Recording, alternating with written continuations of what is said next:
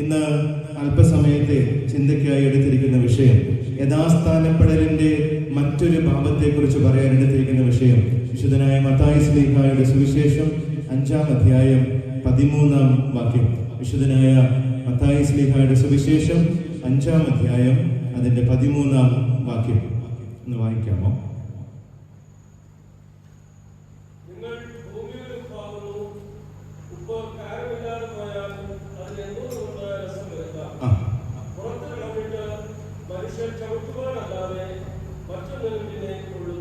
മതി.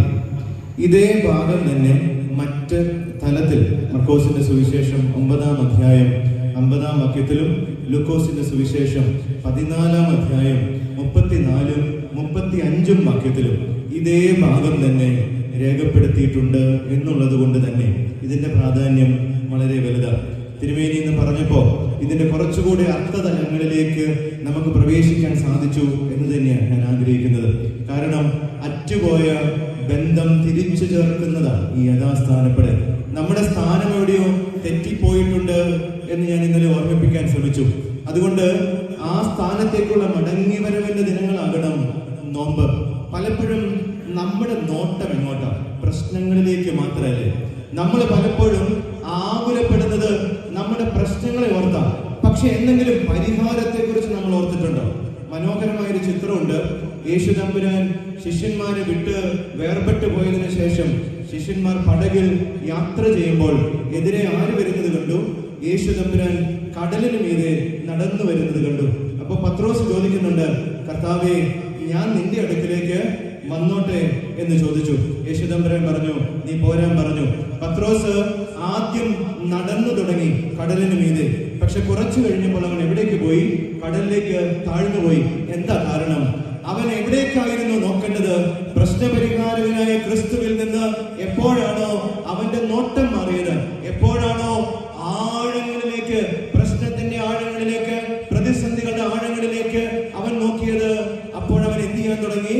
താഴ്ന്നു പോകാൻ തുടങ്ങി. നമ്മുടെ ജീവിതത്തിലും നമ്മൾ പലപ്പോഴും വീണു പോകുന്നുണ്ടെങ്കിൽ, താഴ്ന്നു പോകുന്നുണ്ടെങ്കിൽ അതിന് കാരണം പ്രശ്നപരിഹാരകരിൽ നിന്ന് പ്രശ്നത്തിലേക്ക് നമ്മുടെ നോട്ടം നിൽക്കുന്നത് കൊണ്ടാണ്. അതുകൊണ്ട് ഈ നോമ്പ്, പ്രിയമുള്ളവരെ, പ്രശ്നങ്ങളിലേക്കാകരുത്, മറിച്ച് അതിന് പരിഹാരം ഒരുവനേ ഉള്ളൂ.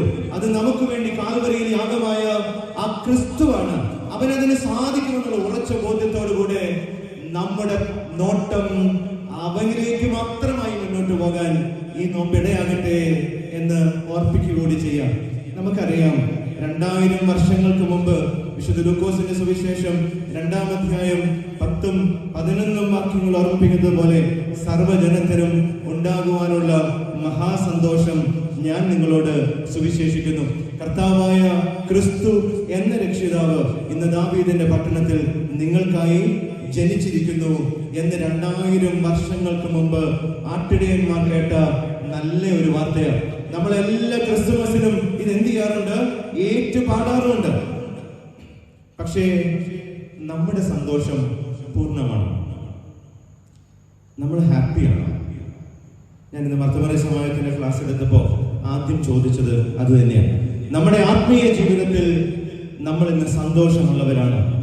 പക്ഷേ നമ്മൾ പലപ്പോഴും നമ്മുടെ ജീവിതത്തിലേക്കും നമ്മുടെ ദേവാലയത്തിലേക്കും നമ്മുടെ ആത്മീയതയിലേക്കും ഒക്കെ കടന്നു വരുമ്പോ പലപ്പോഴും തിരിച്ചറിയുന്നത് പല കുടുംബങ്ങളും എന്തല്ല, സന്തോഷത്തിലല്ല എന്നുള്ളത് തന്നെയാണ്.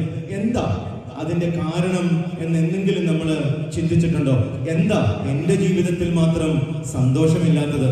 എന്താ ഞാൻ ഇത്രയും കാലം ദേവാലയത്തിൽ പോയി, എല്ലാ നോമ്പും നോറ്റു, പ്രാർത്ഥന യോഗത്തിൽ അറ്റൻഡ് ചെയ്തു, എല്ലാ പ്രോഗ്രാമുകൾക്കും പോയി, പക്ഷേ why I am not happy? നിങ്ങൾ എന്തെങ്കിലും ചിന്തിച്ചിട്ടുണ്ടോ? എത്ര തവണ അച്ഛൻ കാസായിൽ നിന്നും പീലാസായിൽ നിന്നും ആ വിശുദ്ധിയെ ഒഴിഞ്ഞെടുത്തുകൊണ്ട് നിങ്ങളുടെ നേരെ നിങ്ങൾക്ക് സമാധാനം എന്ന് പറഞ്ഞ് എത്ര കുർബാനകളിൽ നിങ്ങൾ ആ സമാധാനം സ്വീകരിച്ചു. എന്നിട്ടും എന്താ എന്റെ ജീവിതത്തിൽ സമാധാനം ഉണ്ടാകാത്തത്? അതിന്റെ മറുപടിയാണ്, ആ യഥാസ്ഥാനപ്പെടുന്ന മറുപടിയാണ് ഈ രാത്രി. നമുക്കറിയാം, ഭാരത സംസ്കാരത്തിന്റെ തന്നെ ആപ്തവാക്യമായി പറയുന്നത് ലോക സമസ്ത സുഖിനോ ഭവന്തു എന്ന, ലോകം മുഴുവൻ സുഖമായിരിക്കട്ടെ എന്ന്. പക്ഷെ നമുക്ക് സുഖമായിട്ട് വേണ്ടേ മറ്റുള്ളവർക്ക് സുഖം കൊടുക്കാൻ? പറയാൻ വലിയ എളുപ്പമാണ്. അതുകൊണ്ട് 1983 ഒരു ഇന്ത്യക്കാരൻ അമേരിക്കയിൽ പോയി my brothers and sisters of United States of America എന്ന് പ്രസംഗിച്ചു. അത് ആരാണെന്ന് നിങ്ങൾക്കറിയാം, സ്വാമി വിവേകാനന്ദന. അദ്ദേഹത്തിന്റെ പ്രസംഗത്തിന്റെ ആദ്യത്തെ വരി ഇതായിരുന്നു, my dear brothers and sisters of United States of America എന്നുള്ളത് അദ്ദേഹത്തിന്റെ പ്രസംഗത്തിന്റെ ആദ്യത്തെ വരി പോലും. എന്തുകൊണ്ടാ? ലോകം മുഴുവൻ എന്റെ തറവാടാണ് എന്നുള്ള ബോധ്യമുണ്ടായിരുന്നുകൊണ്ട് 1963 അതേപോലെ തന്നെ അമേരിക്കയിൽ ഒരു മനുഷ്യന്റെ വലിയ പ്രസംഗം കേട്ടു. മാർട്ടിൻ ലൂതർ കിങ് എന്ന് പറഞ്ഞ മനുഷ്യനാ ഐ ഹാവ് എ ഡ്രീം എന്ന് പറഞ്ഞ അദ്ദേഹത്തിന്റെ പ്രസംഗം ആരംഭിച്ചത്. ഇന്നും എത്ര വർഷങ്ങൾ കഴിഞ്ഞു, എന്നിട്ടും ജോർജ് ഫ്ലോയിഡ് എന്ന് പറഞ്ഞൊരു മനുഷ്യൻ ഐ കൻ ബ്രീത്ത് എന്ന് പറഞ്ഞ് ഒരു വെള്ളക്കാരന്റെ ബൂട്ടിനടിയിൽ താൻ ശ്വാസം മുട്ടി മരിച്ചപ്പോഴും ലോകം സന്തോഷിച്ചോ അതോ ദുഃഖിച്ചോ എന്ന് എനിക്കറിയില്ല. മറിച്ച് ഇന്നും സന്തോഷിക്കാത്ത ജനങ്ങൾ ഉള്ള ഒരു ലോകത്തിലാണ് നമ്മൾ ജീവിക്കുന്നത്. ക്രിസ്തു പിറന്നിട്ട് 2000 വർഷങ്ങൾ കഴിഞ്ഞിട്ടും അന്നത്തെ മാർട്ടിൻ ലൂതറിന്റെ പ്രസംഗത്തിന്റെ സത്ത അദ്ദേഹം ആഗ്രഹിച്ചത് വെളുത്ത വർഗക്കാരനും കറുത്ത വർഗക്കാരനും ഒരു ടേബിളിൽ ഇരുന്ന് ചായ കുടിക്കാനും ഒരുമിച്ച് കെട്ടിപ്പിടിക്കാനും ഒരുമിച്ച് ജീവിക്കാനും ആഗ്രഹിച്ച മനുഷ്യന്റെ സ്വപ്നമായിരുന്നു ഐ ഹാവ് എ ഡ്രീം എന്ന് പറഞ്ഞ പ്രസംഗത്തിൽ. പക്ഷെ ഇന്നും അത് പൂർത്തീകരിക്കാൻ നമുക്ക് സാധിച്ചിട്ടുണ്ടോ? ക്രിസ്തീയ രാജ്യ സാധിച്ചോ? ഇന്ന് നമ്മുടെ നാട്ടിൽ സാധിച്ചോ? എന്തിനാ നമ്മുടെയൊക്കെ ദേവാലയങ്ങൾ പോലും ഇന്ന് ക്ലാസ്സും ക്ലാസ്ലെസ്സും ഒക്കെ ഉണ്ടാകുമ്പോ എങ്ങനെയാണ് നമുക്ക് ഈ സന്തോഷം കിട്ടുക? ഇന്നത്തെ ഒരു പ്രധാന പ്രശ്നം അവനവനിസാണ് എനിക്ക് തോന്നുന്നത്. അതെന്നാ? ഒരുപാട് ഇസങ്ങൾ ഇന്നുള്ളത് കൊണ്ട് കമ്മ്യൂണിസം ഉണ്ട്, സോഷ്യലിസം ഉണ്ട്, മാർക്സിസം ഉണ്ട്, ഒരുപാട് ഇസങ്ങളുള്ള കാലത്ത് ഇതെന്നാ ഈ അവനവനിസം? എനിക്ക് ഈ വാക്ക് കിട്ടിയത് ഒരു 6 വർഷം മുമ്പ് മലയാള മനോരമയുടെ എഡിറ്റോറിയലിൽ നിന്നാണ് എനിക്ക് ഈ വാക്ക് കിട്ടിയത്. എന്റെ വാക്കൊന്നുമല്ല, മലയാള മനോരമയുടെ എഡിറ്റോറിയൽ. അതേ സമയത്ത് തന്നെ അതിനുശേഷമാണ് എനിക്ക് തോന്നുന്നു ചേതൻ ഭഗത്തിന്റെ ആണെന്നാണ് എന്റെ ഓർമ്മ, ശരിയാണെന്ന് അറിയില്ല. ഇത് ഞാൻ കുറച്ചുകൂടെ കൃത്യമായിട്ട് എനിക്ക് കിട്ടിയത് അദ്ദേഹത്തിന്റെ ഒരു കഥയിൽ നിന്നാണ്. 2 IT പ്രൊഫഷണൽസ് അവർ കാട്ടിലേക്ക് പോകുന്ന ട്രക്കിങ്ങിനായിട്ടാണ്. അപ്പോൾ അവര് ഈ ചെന്നപ്പോ ഗൈഡ് അവരോട് പറഞ്ഞു, നിങ്ങൾക്ക് തന്നെ ഒരിക്കലും എവിടേക്ക് പോകാൻ പറ്റില്ല, കാട്ടിലേക്ക് പോകാൻ പറ്റില്ല, ഘോര വനമാണ്, വന്യമൃഗങ്ങളുണ്ട്. പക്ഷെ അവര് പറഞ്ഞു, ഞങ്ങൾ 2 പേരും we are techies you know, അതുകൊണ്ട് ഞങ്ങളുടെ കയ്യിൽ എന്തുണ്ട്? ഞങ്ങളുടെ കയ്യിൽ GPS സിസ്റ്റം ഉണ്ട്, ട്രാക്കിംഗ് ഉണ്ട്, അതുകൊണ്ട് ഞങ്ങൾക്ക് നിങ്ങളുടെ ഒരു സഹായവും വേണ്ട എന്ന് പറഞ്ഞു. അദ്ദേഹം വീണ്ടും പറഞ്ഞു, ഇത് ഡേഞ്ചറസ് ആണ്. പക്ഷെ അവര് പറഞ്ഞു, നോ, ഞങ്ങൾക്ക് അറിയാം ബ്രോ എന്ന് പറഞ്ഞു, ഇന്നത്തെ പിള്ളേരുടെ ഭാഷയിൽ. അങ്ങനെ അവരെവിടേക്ക് പോയി? കാട്ടിലേക്ക് യാത്ര ചെയ്ത് സന്തോഷിച്ച് എല്ലാം കണ്ട് അവരിങ്ങനെ യാത്ര ചെയ്തു. സന്ധ്യയാകാറായി. അവര് തിരിച്ചു പോയപ്പോ നമുക്കറിയാം എയർടെലിന്റെ പരസ്യം വേറെ you are we are there എന്ന. പക്ഷെ എന്റെ വടവുകോട്ടിൽ എന്റെ എയർടെലിന് എന്തില്ല, റേഞ്ച് ഇല്ല എന്നുള്ളതാണ് സത്യം. പലപ്പോഴും പരസ്യത്തിൽ നമ്മൾ വല്ലാതെ എന്ത് പോകാറുണ്ട്, നമ്മളിങ്ങനെ മതിമറന്ന് പോകാറുണ്ട്. അവരും എന്ത് ചെയ്തു? അവിടെ ചെന്നപ്പോ GPS ഇല്ല, ട്രാക്കിംഗ് ഇല്ല, ഇതൊന്നുമില്ല. അവരാകെ അങ്കലാപ്പിലായി. സന്ധ്യയായി, ഇരുട്ടായി തുടങ്ങി. എങ്ങോട്ട് പോകണമെന്നറിയില്ല. എവിടേക്ക് നോക്കിയാൽ എങ്ങനെ ഇരിക്കുന്നു? ഒരുപോലെ ഇരിക്കുന്നു. പെട്ടെന്നാണ് ഒരു കടുവയുടെ മുരൾച്ച കേൾക്കുന്നത്. അപ്പൊ കൂട്ടത്തിൽ ഒരുത്തൻ എന്ത് ചെയ്യാൻ തുടങ്ങി? 2 പേരും ഞെട്ടി വിറച്ചു. പെട്ടെന്ന് കൂട്ടത്തിൽ ഒരുത്തൻ നിലത്തിരുന്നിട്ട് തന്റെ ഷൂവിന്റെ ലേസ് മുറുക്കി കെട്ടാൻ തുടങ്ങി. അപ്പൊ കൂട്ടുകാരൻ ചോദിച്ചു, നീ കടുവയേക്കാൾ വേഗത്തിൽ ഓടുവോ? നീ എന്തിനേ ഷൂവിന്റെ ലേസ് കെട്ടുന്നത്? നീ കടുവയേക്കാൾ വേഗത്തിൽ ഓടുവോ എന്ന് ചോദിച്ചു. അപ്പൊ അവൻ പറഞ്ഞ മറുപടിയാണ് അവനവനിസം. അവൻ പറഞ്ഞു, ഞാൻ എന്തിനാ കടുവയേക്കാൾ വേഗത്തിൽ ഓടുന്നത്? നിന്നേക്കാൾ വേഗത്തിൽ ഓടിയാൽ പോരെ.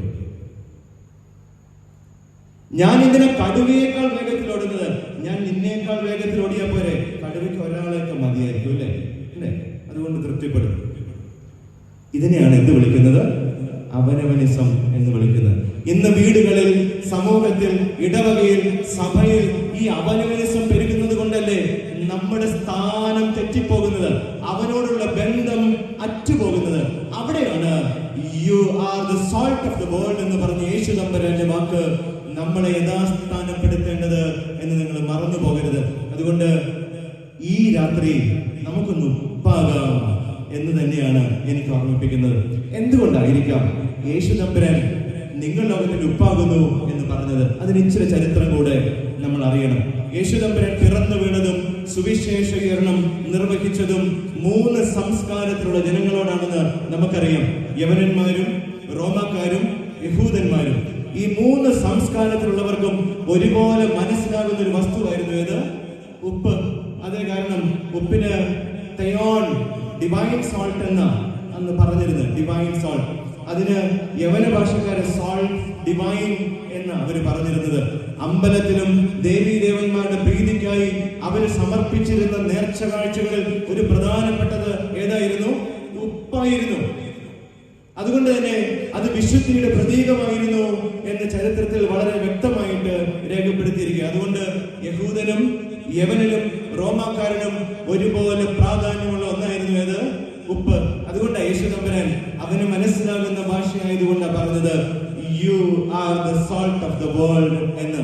പ്രിയമുള്ളവരെ, യേശു തമ്പുരാന്റെ പ്രബോധനങ്ങൾ ഞാൻ ഇന്നലെ പറഞ്ഞതുപോലെ അത് പ്രകൃതിയോടും മനുഷ്യ ജീവിതത്തോടും അവന്റെ ജീവിതത്തിന്റെ വേദനകളോടും ഒക്കെ ചേർന്ന് നിൽക്കുന്നതായിരുന്നു.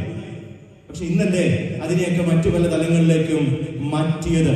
അതുകൊണ്ട് തന്നെ ആ യേശു തമ്പുരാന്റെ പഠിപ്പിക്കൽ നമുക്കും ഒരു പാഠമാകണം. തിയോളജിയനായ വില്യം ബാർക്ലേ അദ്ദേഹത്തിന്റെ പുസ്തകത്തിൽ എഴുതിയിരിക്കുന്നത് ഇങ്ങനെയാണ്: if Christians are not fulfilling their purpose as Christians, then they are on the way to disaster എന്ന. തങ്ങൾ ക്രിസ്ത്യാനി എന്ന് അറിയപ്പെടുന്ന ലക്ഷ്യം പൂർത്തീകരിക്കുന്നില്ല എങ്കിൽ അവരുടെ ജീവിതം ദുരന്തത്തിലേക്കാണ് എന്ന. ഇന്ന് നമ്മുടെ ജീവിതം ദുരന്തത്തിലേക്ക് പോകുന്നുണ്ടെങ്കിൽ അതിന് കാരണം ക്രിസ്ത്യാനിയുടെ ലക്ഷ്യം തെറ്റിപ്പോകുന്നുണ്ട്. ആരാ ക്രിസ്ത്യാനി എന്ന് പലപ്പോഴും നമ്മൾ ഓർത്തിരിക്കേണ്ടത് നല്ലതാ. The one who is following the words, paths and deeds of Jesus Christ. അവനെയാണ് ക്രിസ്ത്യാനി എന്ന് വിളിക്കുന്നത്. അങ്ങനെയാണെങ്കിൽ നമ്മളൊരു ക്രിസ്ത്യാനിയാണോ? എന്റെ തിരുമേനിക്ക് ഞാൻ എപ്പോഴും നന്ദി പറയുന്ന ഒരു കാര്യം, ഇംഗ്ലീഷ് ന്യൂസ് പേപ്പർ വായിക്കാൻ ഞങ്ങൾ ഒരുപാട് വഴക്ക് പറയുന്നുണ്ട്. ഞാൻ ചെന്നൈയിലായിരുന്ന സമയത്ത് ഞാൻ അഭിമന്യ ഐറേനസ് തിരുമേനസിന്റെ കൂടെ 2 വർഷം ചെന്നൈയിലുണ്ടായിരുന്നതാണ്. അപ്പൊ അവിടെ ആയിരിക്കുമ്പോൾ എല്ലാ ദിവസവും ഞാനൊക്കെ വളരെ പുവറായിരുന്നു ഇംഗ്ലീഷ്. പക്ഷെ ഞാൻ വിചാരിക്കും എന്നെ ഓരോ വാക്കും ഇങ്ങനെ പറയണം എന്ന് പഠിപ്പിച്ചത് എൻ്റെ പിതാവ്. അതുകൊണ്ട് ഇന്നും ഞാൻ അതിന് ഒരുപാട് കടപ്പെട്ടിരിക്കുന്നതാണ്. എനിക്കൊന്ന് നിങ്ങളും ബ്ലെസ്ഡ് ആണ്. കാരണം ഇത്രയധികം വൊക്കാബുലറി കയ്യിലുള്ള ഒരു പിതാവിനെയാണ് നിങ്ങൾക്ക് കിട്ടിയിരിക്കുന്നത് പോലും. അപ്പൊ അതുകൊണ്ട് നന്നായി ഇംഗ്ലീഷ് വായിക്കേണ്ടത് എങ്ങനെയാണ്, നന്നായി എങ്ങനെയാ പറയണ്ടേ എന്നൊക്കെ വളരെ ഭംഗിയായിട്ട് തിരുമനസ് ഞങ്ങൾക്ക് പറഞ്ഞു തരുമായിരുന്നു. അപ്പോ അങ്ങനെ പറഞ്ഞു തരുന്ന ഒരു കാലത്ത്, അങ്ങനെ പഠിക്കുന്ന ഒരു കാലത്ത് ഞാനും അവിടെ എന്നും ടൈംസ് ഓഫ് ഇന്ത്യ വരുത്തും. അപ്പൊ തിരുമേനി വായിച്ചു കഴിഞ്ഞാൽ ഈ പേപ്പർ കൊണ്ടുവന്ന് ഞങ്ങളുടെ കയ്യിലേക്ക് തരും. നമുക്ക് ഒരു താല്പര്യം ഉണ്ടാവില്ല, കാരണം മലയാളം പേപ്പർ കിടക്കുമ്പോൾ ഇംഗ്ലീഷ് പേപ്പറിലേക്ക് നോക്കാൻ. പക്ഷെ തിരുമേനി കുറച്ചു നേരം അവിടെ ഇരിക്കും. അപ്പോൾ ഒരു നിവൃത്തി ഇല്ലാത്തതുകൊണ്ട് നമ്മൾ എന്ത് ചെയ്യും, ഈ പേപ്പർ തുറക്കും. തുറന്നു കഴിഞ്ഞ് ഞാൻ സാധാരണ വായിക്കാറ് ടൈംസ് ഓഫ് ഇന്ത്യയുടെ ടുഡേയ്സ് കോട്ട് എന്ന് പറഞ്ഞൊരു ഭാഗമുണ്ട്, സ്പീക്കിംഗ് ട്രീ എന്ന് പറഞ്ഞ മറ്റൊന്നുണ്ട്. വളരെ മനോഹരം. ഞാൻ ഉള്ള കാര്യം പറഞ്ഞു, അത് മാത്രമേ ഞാൻ വായിക്കാറുള്ളൂ. ടുഡേയ്സ് കോട്ടും സ്പീക്കിംഗ് ട്രീ, അതിന്റെ കട്ടിങ്സ് ഒക്കെ ഇന്നും എൻ്റെ കയ്യിലുണ്ട്. അത് പത്രക്കാരൻ അത് വിൽക്കാൻ പോകുമ്പോൾ ഞാൻ അതെല്ലാം എന്ത് ചെയ്യും, കട്ട് ചെയ്തെടുത്ത് വെക്കും. അത് ഇന്നും എൻ്റെ കയ്യിലുണ്ട്, എൻ്റെ വീട്ടിലുണ്ട്. അതുകൊണ്ട് എനിക്ക് ധൈര്യമായിട്ട് പറയാം. അങ്ങനെ ഒരു ദിവസം ഞാൻ വായിച്ചപ്പോൾ ഗ്യാരിസൺ കെയ്ലർ എന്ന് പറഞ്ഞൊരു US ഹ്യൂമറിസ്റ്റിന്റെ ഒരു കോട്ട് അന്നത്തെ ടൈംസ് ഓഫ് ഇന്ത്യയിലുണ്ട്. ഞാൻ പറഞ്ഞില്ലേ, എന്നെ സെമിനാരിയിൽ പോകുന്നതിന് മുമ്പ് എന്നെ വല്ലാതെ ചിന്തിപ്പിച്ച ഒരു കോട്ടായിരുന്നു അത്. അതിങ്ങനെയാണ്: if anyone who thinks sitting in a church make you a Christian must also think sitting in a garage make you a car എന്ന. ഞാൻ ഒരു പ്രാവശ്യം കൂടെ പറയാം: if anyone who thinks sitting in a church make you a Christian must also think sitting in a garage make you a car എന്ന. നിങ്ങൾക്ക് മനസ്സിലായിട്ടുണ്ടാകും. പലരുടെ മുഖത്തും പുഞ്ചിരിയുണ്ട്. നിങ്ങൾ ദേവാലയത്തിൽ ഇരിക്കുന്നുണ്ട്, ക്രിസ്ത്യാനിയാണ് എന്ന് വിചാരിക്കുന്നുണ്ടെങ്കിൽ നിങ്ങൾ എന്ത് ചെയ്യണം, ഇതേ കസേര കൊണ്ടുപോയിട്ട് BMW-ന്റെയോ ടൊയോട്ടയുടെയോ മാരുതിയുടെയോ ഗ്യാരേജിൽ കൊണ്ടുപോയിട്ടിട്ട് അവിടെ രാവിലെ തുടങ്ങി വൈകുന്നേരം വരെ ഇരിക്കണം. നിങ്ങൾ ആരായി മാറും? ടൊയോട്ടയായി മാറും, BMW ആയി മാറും. മാറാറുണ്ടോ? നമ്മൾ എത്ര പ്രാവശ്യം കാറ് സർവീസിന് കൊടുക്കാൻ പോയി, നമ്മൾ മാറിയോ? എത്ര കുത്തുന്ന വാക്കുകളായിരുന്നു. നമ്മൾ പലപ്പോഴും ഇങ്ങനെ നെയിംസേക്ക് ക്രിസ്ത്യൻസ് ആയി, നാമധാരികളായി നമ്മൾ ജീവിച്ചു പോകുന്നുണ്ട്. നമ്മുടെ മാർഗം പോലും നഷ്ടപ്പെട്ടു പോകുന്നത്. അതുകൊണ്ട് അത് തിരിച്ചു പിടിക്കാൻ, ഒന്ന് യഥാസ്ഥാനപ്പെടാൻ, അതുകൊണ്ടാണ് ആ തിയോളജി പറഞ്ഞത്, ക്രിസ്ത്യാനിയുടെ സാക്ഷ്യം തിരിച്ചറിയാതെ ജീവിച്ചാൽ അവന്റെ ജീവിതം ദുരന്തമാണ് എന്ന്. യഹൂദനൊരു പതിവുണ്ട്, അവൻ പാപം ചെയ്താൽ പിന്നെ അവൻ എവിടേക്ക് കയറില്ല, ദേവാലയത്തിലേക്ക് കയറില്ല. ഇന്ന് അങ്ങനെയാണെങ്കിലോ? യഹൂദൻ പാപം ചെയ്താൽ പിന്നെ അവൻ എവിടെ കയറില്ല? ദേവാലയത്തിലേക്ക്. പിന്നെ അവന് ശുദ്ധീകരണ കാലം. ഈ ശുദ്ധീകരണ കാലത്ത് അവൻ ദേവാലയത്തിന്റെ മുമ്പിൽ വന്ന് ദേവാലയത്തിന്റെ വാതിൽക്കൽ തന്റെ തലയടിച്ച് തന്റെ കരം വെച്ച് അവൻ പ്രാർത്ഥിക്കും. ആ പ്രാർത്ഥന എങ്ങനെയാ? Trample upon me who am the salt which has lost its savor എന്ന, എന്നെ ദൈവമേ ഉപ്പായിരുന്ന ഞാൻ അതിന്റെ കാരം നഷ്ടപ്പെടുത്തിയതിനാൽ എന്നെ ചവിട്ടി മെതിക്കണമെന്ന് യഹൂദൻ പ്രാർത്ഥിക്കാം. ദൈവമേ, ഞാൻ ഉപ്പായിരുന്നു, അതിന്റെ കാരം നഷ്ടപ്പെട്ടതിനാൽ എന്നെ ചവിട്ടി മെതിക്കണമേ എന്ന് യഹൂദൻ എവിടെ വന്ന് പ്രാർത്ഥിക്കും? ദേവാലയത്തിന്റെ മുമ്പിൽ വന്ന് പ്രാർത്ഥിക്കും. പ്രിയമുള്ളവരെ, നമ്മൾ പ്രാർത്ഥിക്കണം, ദൈവമേ ഞാൻ ഉപ്പായിരുന്നു, പക്ഷെ അതിന്റെ കാര്യം എനിക്ക് നഷ്ടപ്പെട്ടു പോയിട്ടുണ്ടോ എന്ന് ചിന്തിക്കാനുള്ളതാകണം ഈ സമയം. അതുകൊണ്ട് ഞാൻ മൂന്ന് കാര്യങ്ങൾ പറഞ്ഞ് എന്റെ വാക്ക് അവസാനിപ്പിച്ചോളാം. നിങ്ങൾ ലോകത്തിന്റെ ഉപ്പാകുന്നു എന്ന് യേശുദമ്പുരാൻ പറഞ്ഞതിൽ നിന്ന്, ഒന്നാമത് യേശുദമ്പുരാൻ നിങ്ങൾ ലോകത്തിന്റെ ഉപ്പാകുന്നു എന്ന് പറഞ്ഞത് നിങ്ങൾ വിശുദ്ധിയും വെണ്മയുമുള്ളവരാകണം എന്ന് ഓർമ്മിപ്പിക്കാനാ. ഒരു ക്രിസ്ത്യാനി വിശുദ്ധിയും വെണ്മയും കാത്തു സൂക്ഷിക്കുന്നവനാകണം എന്ന് ഓർമ്മിപ്പിക്കാനാ. നമുക്കറിയാം ഉപ്പിന്റെ നിറമല്ല. ഈ കഴിഞ്ഞിടയ്ക്ക് ഞാൻ പെട്ടുപോയി ഈ ചോദ്യത്തിന്. ഉപ്പിന്റെ നിറമല്ല, ഗ്ലിസറിങ് വൈറ്റ് അല്ലേ? പക്ഷെ കഴിഞ്ഞിടയ്ക്ക് ഞാൻ ചോദിച്ചപ്പോ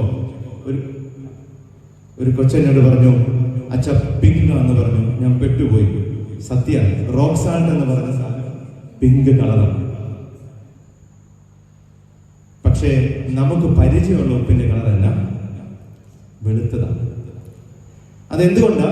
നമുക്കറിയാം യവനന്മാരെ സംബന്ധിച്ച് ഉപ്പ് വിശുദ്ധമായിരുന്നു. അതിന് കാരണം അവർ പറയും കടലും സൂര്യനും ചേർന്നുണ്ടാകുന്ന ഒന്നായതുകൊണ്ട് അവരതിനെ എന്ത് വിളിച്ചത്?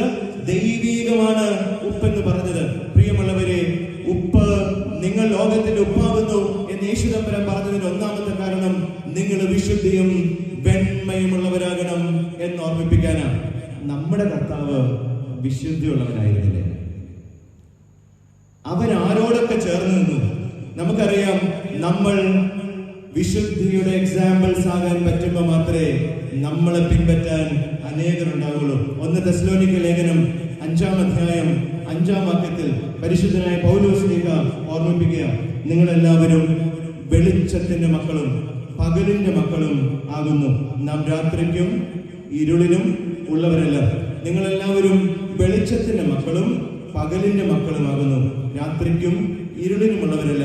നമ്മളൊക്കെ ഉറക്കെ പാടുന്നൊരു പാട്ടുണ്ട്, വിശുദ്ധിയെ തികച്ചു ഒരുങ്ങി നിൽക്കാം, നാഥൻ വരവരെ താമസം നേരെയില്ല. വിശുദ്ധിയെ തികച്ചു ഒരുങ്ങി നിൽക്കാം, നാഥൻ വരവരെ താമസം നേരെയില്ല. നമ്മൾ വിശുദ്ധിയെ തികച്ചാണോ നിൽക്കണേ? അടുത്ത നിമിഷം കർത്താവ് പറയാ ഒന്ന് പോരാൻ പറഞ്ഞ നമ്മൾ വിശുദ്ധിയോടുകൂടെ ആണോ ജീവിക്കുന്നത്? എത്ര പേരാ ഇന്ന് കാണുന്നവരെ നമ്മൾ നാളെ കാണാത്തത്? ഞാൻ ഇങ്ങോട്ട് ബത്തേരിക്ക് പോരാൻ തുടങ്ങിയപ്പോ എൻ്റെ ഇടവകയിലെ ഒരാള് മരിച്ചുപോയി. തലേ ദിവസം വേദപുസ്തകം വായിച്ച് ഉറങ്ങാൻ കിടന്ന മനുഷ്യനാണ്. അദ്ദേഹത്തിന്റെ തലയണയ്ക്കൽ വേദപുസ്തകം തുറന്നിരിപ്പുണ്ട്, പക്ഷെ അദ്ദേഹം കമർന്നു കിടക്കുകയായിരുന്നു. 6 മണിക്കൂറിന് ശേഷമാണ് മരിച്ചുപോയി എന്ന് കണ്ടത്. പ്രിയമുള്ളവരെ, ഇന്നടക്കി എനിക്ക് സംബന്ധിക്കാൻ പറ്റിയില്ല. ഞാൻ നിങ്ങളോട് കൂടെ ആയതുകൊണ്ട് നമ്മുടെ ജീവിതം ഇത്രയേ ഉള്ളൂ. സങ്കീർത്തനക്കാരൻ പാടുന്നുണ്ട്, നിവർന്നു നിന്നാൽ ഒരു ശ്വാസം മാത്രമാണ്, 4 വിരൽ നീളമാണ്. പക്ഷെ നമുക്കൊക്കെ പ്രതീക്ഷ നൽകുന്ന ഏതാ? 70 ഏറെയായാൽ 80 മാത്രം. അതാ നമ്മുടെ പ്രതീക്ഷ പലപ്പോഴും. പക്ഷേ ഇന്ന് കൊറോണ നമ്മളെ ആ പ്രതീക്ഷയൊക്കെ തെറ്റിച്ചു കളഞ്ഞു. കാരണം 40 വയസ്സിനും 50 വയസ്സിനും ഇടയിലുള്ള അനേകം ആളുകൾ ഇന്ന് ലോകത്ത് നിന്ന് മാറ്റപ്പെടുക. എന്തിനാ? കൊച്ചു കുഞ്ഞുങ്ങൾ പോലും ഇന്ന് ലോകത്ത് നിന്ന് മാറ്റപ്പെടുക. ഇനിയെങ്കിലും നമ്മളൊന്ന് തിരിച്ചു വരണമെന്നേ അവന്റെ വിശുദ്ധിയിലേക്ക്. വിശുദ്ധ മാമോദീസായിലൂടെ നമ്മുടെ പാപങ്ങളെ കഴുകിക്കളഞ്ഞ് അമ്മയുടെ ഗർഭപാത്രമായ മാമോദീസ തൊട്ടിയിൽ നിന്ന് ക്രിസ്തുവിനോടുകൂടെ മരിച്ച് ഉയർത്തെഴുന്നേൽപ്പിച്ച നമ്മൾ ധരിച്ച വസ്ത്രത്തിന്റെ പേര് വെണ്മയുടെ വിശുദ്ധിയുടെ വസ്ത്രമെന്ന. അതുകൊണ്ട് പൗലോസ് ശ്ലീഹ കൊലോസ്യ ലേഖനം 3-ാം അധ്യായം മുഴുവൻ പറഞ്ഞിരിക്കുന്നത് അതിനെക്കുറിച്ച്. ഇന്ന് അച്ഛൻ ഇവിടെ സ്വാഗതം പറഞ്ഞപ്പോഴും അത് പറഞ്ഞു, പഴയ മനുഷ്യനെ ഉരിഞ്ഞു കളഞ്ഞ് പുതിയ മനുഷ്യനെ സ്വീകരിച്ചിരിക്കുന്നവർ വാക്കുകളുണ്ട്, പഴയ മനുഷ്യനെ അവന്റെ പ്രതിമ പ്രകാരം ഉരിഞ്ഞു കളഞ്ഞ് പുതിയ മനുഷ്യനെ അവന്റെ പ്രതിമ പ്രകാരം സ്വീകരിച്ചു എന്ന. പ്രിയമുള്ളവരെ, അവിടെ പൗലോസ് ഒരു ആഹ്വാനം നൽകുന്നുണ്ട്. ഇനി നിങ്ങൾ എവിടെയുള്ളത് നോക്കരുത്, ഭൂമിയിലുള്ളത് നോക്കരുത്, ഉയരത്തിലുള്ളത് മാത്രം നോക്കണം. നമ്മുടെ വിശുദ്ധി പോകാൻ എന്താ കാരണം? ഭൂമിയിലുള്ളത് നോക്കുന്നത് കൊണ്ടാണ്. നമ്മുടെ വിശുദ്ധി നഷ്ടപ്പെടാൻ കാരണം ഭൂമിയിലുള്ളത് നോക്കുന്നതുകൊണ്ടാണ്. 1 പത്രോസ് 1:15 പരിശുദ്ധനായ പത്രോസിനെ ഓർമ്മിപ്പിക്കുക, നിങ്ങളെ വിളിച്ച വിശുദ്ധനൊത്തവണ്ണം അനുസരണമുള്ള മക്കളായി എല്ലാ നടപ്പിലും വിശുദ്ധന്മാരാകുവിൻ. നിങ്ങളെ വിളിച്ച വിശുദ്ധനൊത്തവണ്ണം അനുസരണമുള്ള മക്കളായി എല്ലാ നടപ്പിലും വിശുദ്ധന്മാരാകുവിൻ. ഞാൻ ഇന്ന് ആദ്യം പ്രാർത്ഥിച്ചപ്പോ പാടിയ ഒരു എനിയോനുണ്ട്. ഒളിവായി നോക്കിയിടാതെന്റെ കണ്ണുകളെയും കാക്കണമേ, വഞ്ചന കേൾക്കാതടിയന്റെ കാതുകളെയും കാക്കണമേ, എന്നധരങ്ങൾക്കെന്നും നീ കാവലതായും നിൽക്കണമേ, എന്നുള്ളിൽ ദോഷം ചെയ്യുവാൻ ഉള്ള വിചാരമുദിക്കരുതേ. എത്ര മനോഹരമായിട്ടാണ് പിതാക്കന്മാർ എഴുതി വെച്ചിരിക്കുന്നത്. നമ്മുടെ വിശുദ്ധിയെ, നമ്മുടെ വെണ്മയെ കളയുന്ന നമ്മുടെ നോട്ടത്തിൽ നിന്ന് മാറി നിൽക്കാനാ അവർ പ്രാർത്ഥിച്ചത്. നമ്മുടെ വിശുദ്ധിയെ കളയുന്ന നമ്മുടെ സംസാരത്തിൽ നിന്ന്, നമ്മുടെ പ്രവർത്തനങ്ങളിൽ നിന്ന്, നമ്മുടെ ചിന്തകളിൽ നിന്ന് ഇന്ന് എത്ര അശുദ്ധിയാണ് നമ്മുടെ ഉള്ളിൽ കയറുന്നത്. നമുക്കറിയാം, നിങ്ങൾ ഇവിടെ വെച്ചിരിക്കുന്ന ഈ വിളക്ക്, ഈ പിച്ചളയുടെ വിളക്ക് കുറച്ച് കഴിയുമ്പോൾ അതിനകത്ത് എന്ത് പിടിക്കും? ക്ലാവ് പിടിക്കും. അതെങ്ങനെയാണ് പിടിക്കണേ?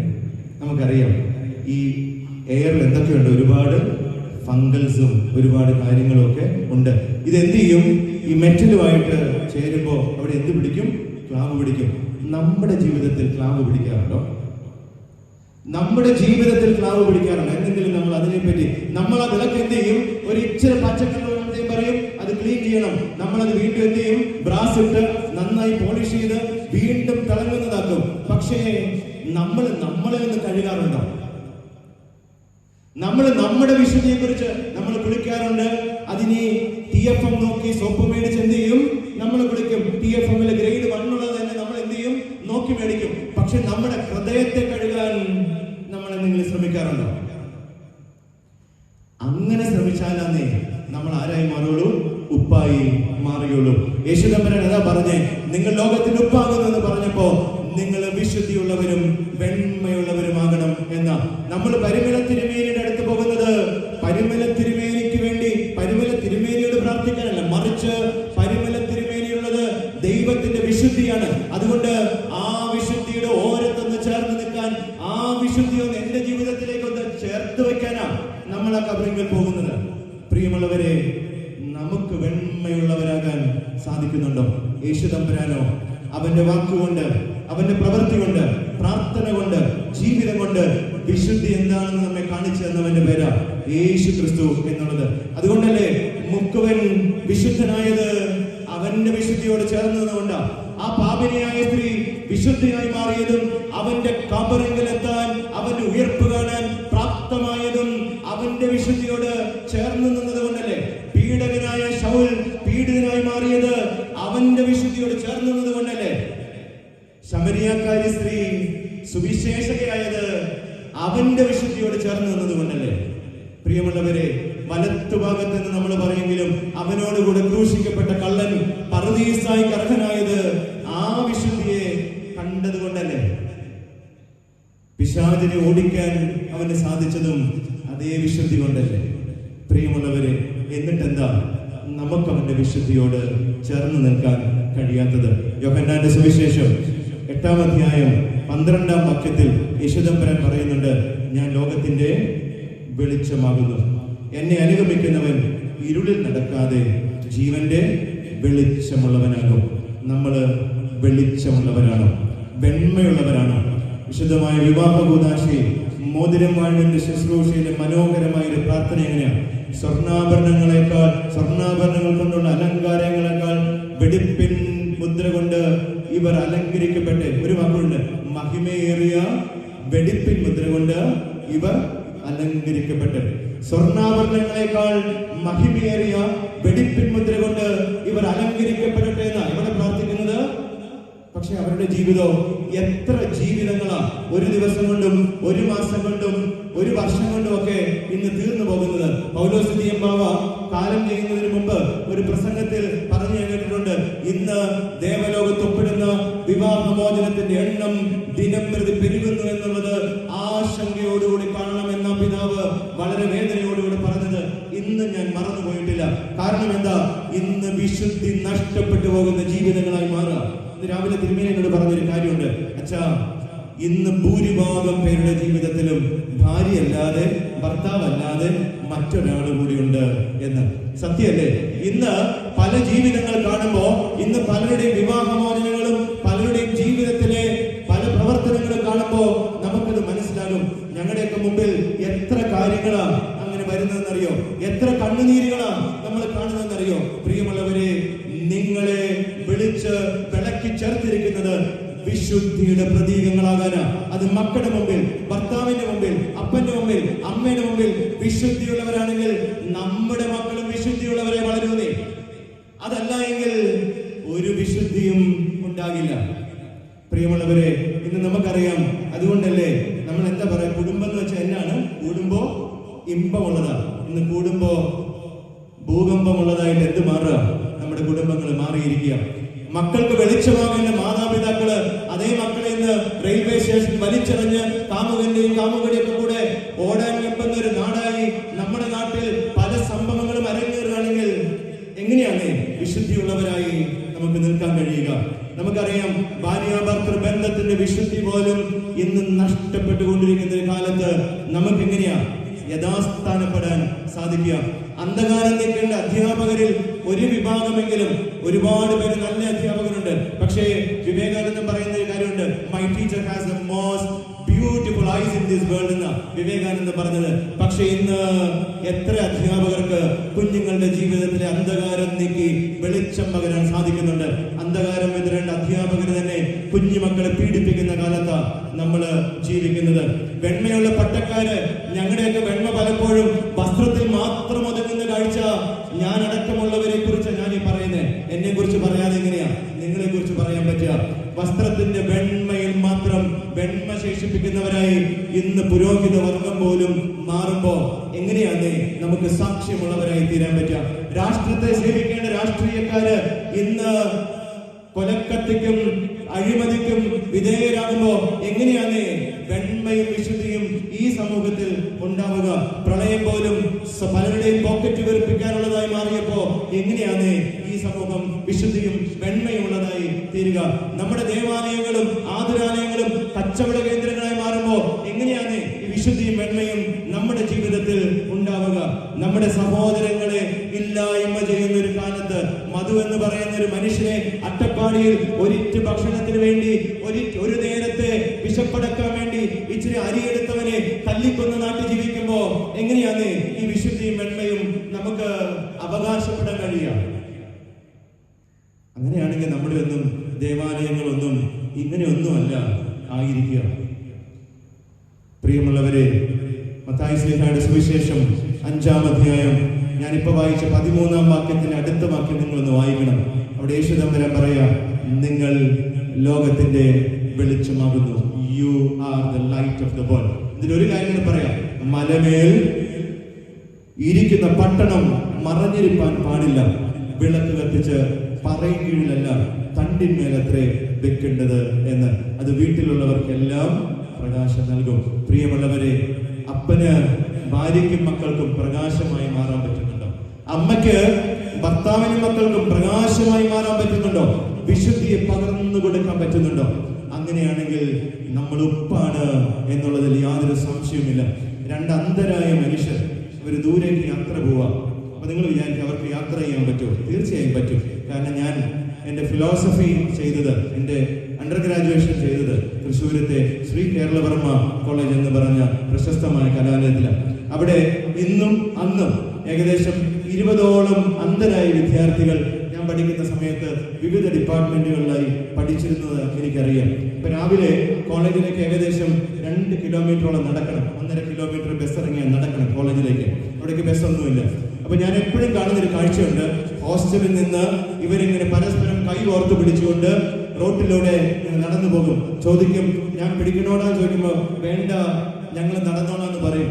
ഒരാളുടെ കയ്യിൽ മാത്രം എന്തുണ്ടാകും? സ്റ്റിക്ക് ഉണ്ടാകും. ബാക്കിയുള്ളവരൊക്കെ ഇങ്ങനെ കൈ കോർത്ത് പിടിച്ച് ഉറക്ക വർത്താനം പറഞ്ഞ് നടക്കും. ചില ദിവസം മുഖത്തും കയ്യിലൊക്കെ പെയിന്റ് പോയ പാടുണ്ടാകും. ചോദിക്കുമ്പോ പറയും, എടാ ഇന്നലെ ഒന്ന് തട്ടി വീണതാ എന്ന് പറയും. പ്രിയമുള്ളവരെ, അവരിങ്ങനെ സംസാരിച്ച് യാത്ര ചെയ്യും. കണ്ടിരിക്കാൻ ഒരുപാട് രസം. നമുക്ക് കണ്ണുണ്ടായിട്ടും ഇതൊന്നും പറ്റുന്നില്ലല്ലോ എന്ന് ചിലപ്പോൾ ചിന്തിക്കാറുണ്ട്. അങ്ങനെ 2 അന്ധരായ മനുഷ്യർ യാത്ര പോവുക ദൂരദേശത്തേക്ക്. യാത്ര ചെയ്യുമ്പോൾ അവരൊരു പട്ടണത്തിലെത്തി. ആ പട്ടണത്തിലെത്തിയപ്പോ അവിടുത്തെ ഒരു വിളക്ക് വിൽപ്പനക്കാരൻ ഇവരെ കണ്ടിട്ട് പറഞ്ഞു, സഹോദര, ഞാൻ നിങ്ങളുടെ കയ്യിൽ ഒരു വിളക്ക് തരാം. ഇവർക്ക് ആകെ പ്രയാസമായി, ഇൻസൾട്ടിങ് ആയി. അവര് പറഞ്ഞു, ഞങ്ങൾക്ക് കണ്ണ് കാണില്ല എന്ന് അറിഞ്ഞിട്ടും നിങ്ങൾ ഈ വിളക്ക് എന്തിനാ ഞങ്ങളുടെ കയ്യിൽ തരുന്നേ? അപ്പോൾ അദ്ദേഹം പറഞ്ഞു, ഇനി നിങ്ങൾ പോകേണ്ടുന്ന വഴി ദുർഘടമാണ്, ഇടുങ്ങിയതാണ്, എതിരെ വാഹനങ്ങൾ വരാം. നിങ്ങൾക്ക് കാണാൻ പറ്റിയില്ലെങ്കിലും നിങ്ങളുടെ കയ്യിൽ വിളക്കുണ്ടെങ്കിൽ അവർക്ക് നിങ്ങളെ കാണാൻ പറ്റും എന്ന് പറഞ്ഞു. അങ്ങനെ ഒരു സന്തോഷത്തോടെ വിളക്കൊക്കെ വാങ്ങിച്ച് യാത്ര തുടങ്ങി.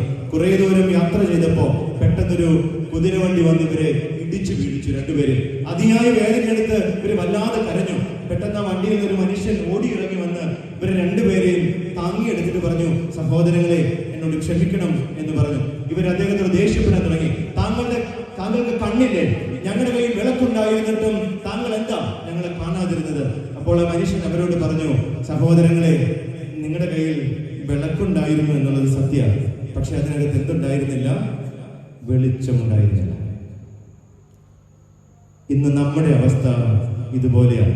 നമ്മൾ പലയിടത്തും തട്ടി വീഴുന്നുണ്ടെങ്കിൽ, നമുക്ക് അവന്റെ വിശുദ്ധിയോട് ചേർന്ന് നിൽക്കാൻ പറ്റുന്നില്ലെങ്കിൽ അതിന് കാരണം വിളക്കുണ്ടായിട്ടും അതിനകത്ത് എണ്ണയൊഴിച്ച് ബുദ്ധിമതികളായ കന്യകയെ പോലെ എണ്ണയൊഴിച്ച് വിളക്ക് തെളിച്ച് കാത്തിരിക്കാൻ നമുക്ക് സാധിക്കാത്തത് കൊണ്ടാണ് എന്ന് മറന്നു പോകരുത്. മത്തായി ശ്ലീഹായുടെ സുവിശേഷം 5-ാം അധ്യായം 48-ാം വാക്യം ഒന്ന് വായിക്കാമോ? തിരുമേനി വായിക്കുന്നുണ്ട്. ആകയാൽ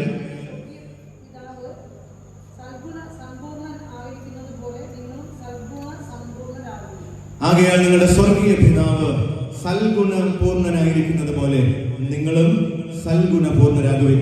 നമ്മുടെ വിളിയെ അതാണ്, സൽഗുണപൂർണരായിരിക്കാൻ, വിശുദ്ധിയോടുകൂടി ഇരിക്കാൻ. സിസ്റ്റർ ശോഭ CS എന്ന് പറഞ്ഞ മനോഹരമായ ഒരു എഴുത്തുകാരിയുണ്ട്. അവരുടെ പുസ്തകവും വളരെ രസകരമാണ്. അതിജീവനം എന്ന് പറഞ്ഞ അവരുടെ ഒരു പുസ്തകത്തിലെ ഒരു ഭാഗമുണ്ട്. അവിടെ അവർ എഴുതി വെച്ചിരിക്കുന്നത് ഇങ്ങനെയാണ്: അപരന്റെ ജീവിതത്തിലെ ഹൃദയത്തിലെ വെളിച്ചത്തെ കൂടുതൽ പ്രകാശിപ്പിക്കുക. അതിന് കഴിയുന്നില്ലെങ്കിൽ ഞാനും വലിച്ചെറിയപ്പെടേണ്ട ഉപ്പാണെന്ന്.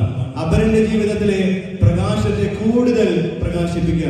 അതിന് കഴിയുന്നില്ലെങ്കിൽ ഞാനും വലിച്ചെറിയപ്പെടേണ്ട ഉപ്പാണെന്ന്. ഞാൻ ആ ഭാഗം അവസാനിപ്പിക്കുക പൗലോസ് ശ്ലീഹായുടെ ഒരു വാക്യത്തോടുകൂടെ. 1 കൊരിന്ത്യർ ലേഖനം 3-ാം അധ്യായം 16-ഉം 17-ഉം വാക്യം: നിങ്ങൾ ദൈവത്തിന്റെ മന്ദിരമെന്നും ദൈവത്തിന്റെ ആത്മാവ് നിങ്ങൾ വസിക്കുന്നുവെന്നും അറിയുന്നില്ലയോ? നമ്മൾ ദൈവത്തിന്റെ മന്ദിരങ്ങളാണ് പ്രിയമുള്ളവര്. അതുകൊണ്ട് ഈ മന്ദിരം എത്ര വിശുദ്ധമായി നിങ്ങൾ കാക്കുന്നുവോ അതുപോലെ നിങ്ങളുടെ ഹൃദയ മന്ദിരത്തെ, നിങ്ങളുടെ ജീവിതത്തെ വിശുദ്ധിയോടെ വെണ്മയോടെ കാത്തു സൂക്ഷിക്കാൻ വിളിക്കപ്പെട്ടവരാ. അങ്ങനെയാണെങ്കിൽ മാത്രമാണ് നമ്മുടെ സ്ഥാനം യഥാസ്ഥാനപ്പെടുകയുള്ളൂ. 2ാമത്, യേശു തമ്പുരാൻ നിങ്ങൾ ലോകത്തിന് ഉപ്പാകുന്നു എന്ന് പറഞ്ഞെങ്കിൽ എന്താണ് എന്നാണ് നിങ്ങളോട് പറയാൻ ആഗ്രഹിക്കുന്നത്. ഉപ്പിന്റെ മറ്റുപയോഗമല്ല, നിങ്ങൾക്കറിയാവുന്ന ഏറ്റവും വലിയ ഉപയോഗം ഞങ്ങൾക്കും അറിയാട്ടോ, നിങ്ങൾക്ക് മാത്രമല്ല. എന്താണ്? രുചി കൂട്ടുന്നതാണ് എന്ത്? ഉപ്പ്. നമുക്കറിയാം salt lends flavour to the things എന്ന് നമുക്കറിയാം. എന്ന് പറഞ്ഞതുപോലെ ഉപ്പ് ഒരു ഭക്ഷണത്തിന് രുചി കൂട്ടുന്നെങ്കിൽ ക്രിസ്ത്യാനിയുടെ ജീവിതത്തിലെ, ഒരു വിശ്വാസിയുടെ ജീവിതത്തിൽ ക്രിസ്തീയത ഉപ്പ് പോലെയാണെന്ന് നമ്മൾ എന്നാ തിരിച്ചറിയണ്ടേ? ഒരു ക്രിസ്ത്യാനിയുടെ വിശ്വാസ ജീവിതത്തിൽ അവന്റെ ഉപ്പാണ് എന്ത്? അവന്റെ ക്രിസ്തീയത. അത് ഭക്ഷണത്തിലെ ഉപ്പ് പോലെ തന്നെയാണ്. അതുകൊണ്ട് പ്രിയമുള്ളവരെ, രുചി കൂട്ടുന്നവരായും 2 കാര്യം പറയാൻ ഞാൻ ആഗ്രഹിക്കുക. രുചി കൂട്ടുന്നവരായും മുറി കൂട്ടുന്നവരായും നമുക്ക് മാറാൻ പറ്റുമോ? നിങ്ങൾ ലോകത്തിന്റെ ഉപ്പാകുന്നു എന്ന് പറഞ്ഞപ്പോ യേശു തമ്പുരാൻ നമ്മളോട് പറഞ്ഞത് അത് തന്നെയാണ്. നിങ്ങൾ രുചി കൂട്ടുന്നവരും മുറി കൂട്ടുന്നവരുമാണ്. എന്തേ മുറി കൂട്ടുന്നവര്? മുറി ഉണങ്ങാൻ നമ്മൾ ഉപ്പുവെള്ളത്തിൽ കഴുകാറില്ലേ? പ്രത്യേകിച്ച് ഇച്ചിരി പഴുക്കുകയൊക്കെ ചെയ്താൽ പെട്ടെന്ന് എന്ത് ചെയ്യും? ഹീല. നമുക്ക് മുറി കൂട്ടാൻ പറ്റാറുണ്ടോ? നമുക്ക് രുചി കൂട്ടാൻ പറ്റാറുണ്ടോ? നമ്മുടെ വീട്ടിൽ, നമ്മുടെ സമൂഹത്തിൽ, നമ്മുടെ ഇടപെടുന്ന ഇടങ്ങളിൽ. യേശുദമ്പുരാൻ യോഹന്നാന്റെ സുവിശേഷം 15-ാം അധ്യായം 12-ഉം 13-ഉം വാക്യങ്ങളിൽ ഞാൻ നിങ്ങളെ സ്നേഹിച്ചതുപോലെ നിങ്ങളും അന്യോന്യം സ്നേഹിക്കണം എന്നൊരു കൽപ്പന ഞാൻ നിങ്ങൾക്ക് തരുന്നു. നിന്റെ സ്നേഹിതന്മാർക്ക് വേണ്ടി ജീവനെ കൊടുക്കുന്നതിലും വലിയ സ്നേഹം ഇല്ല, അധികമുള്ള സ്നേഹം ആർക്കുമില്ല എന്ന് നമ്മളോട് പറഞ്ഞ് നമ്മളെ കാണിച്ചു തന്നവന്റെ പേരാ യേശു ക്രിസ്തു. അവൻ ആരുടെയൊക്കെ ജീവിതത്തിൽ ചേർന്ന് നിന്നിട്ടുണ്ടോ അവിടെയൊക്കെ എന്തായി മാറിയവനാ? രുചിയായി മാറിയവനാ. അനേകരുടെ മുറി കൂട്ടിയവനാ ആര്? യേശു ക്രിസ്തു. പക്ഷെ ആ ക്രിസ്തുവിനെ പിൻപറ്റുന്ന നമുക്ക് രുചി കൂട്ടാനും മുറി കൂട്ടാനും സാധിക്കുന്നുണ്ടോ?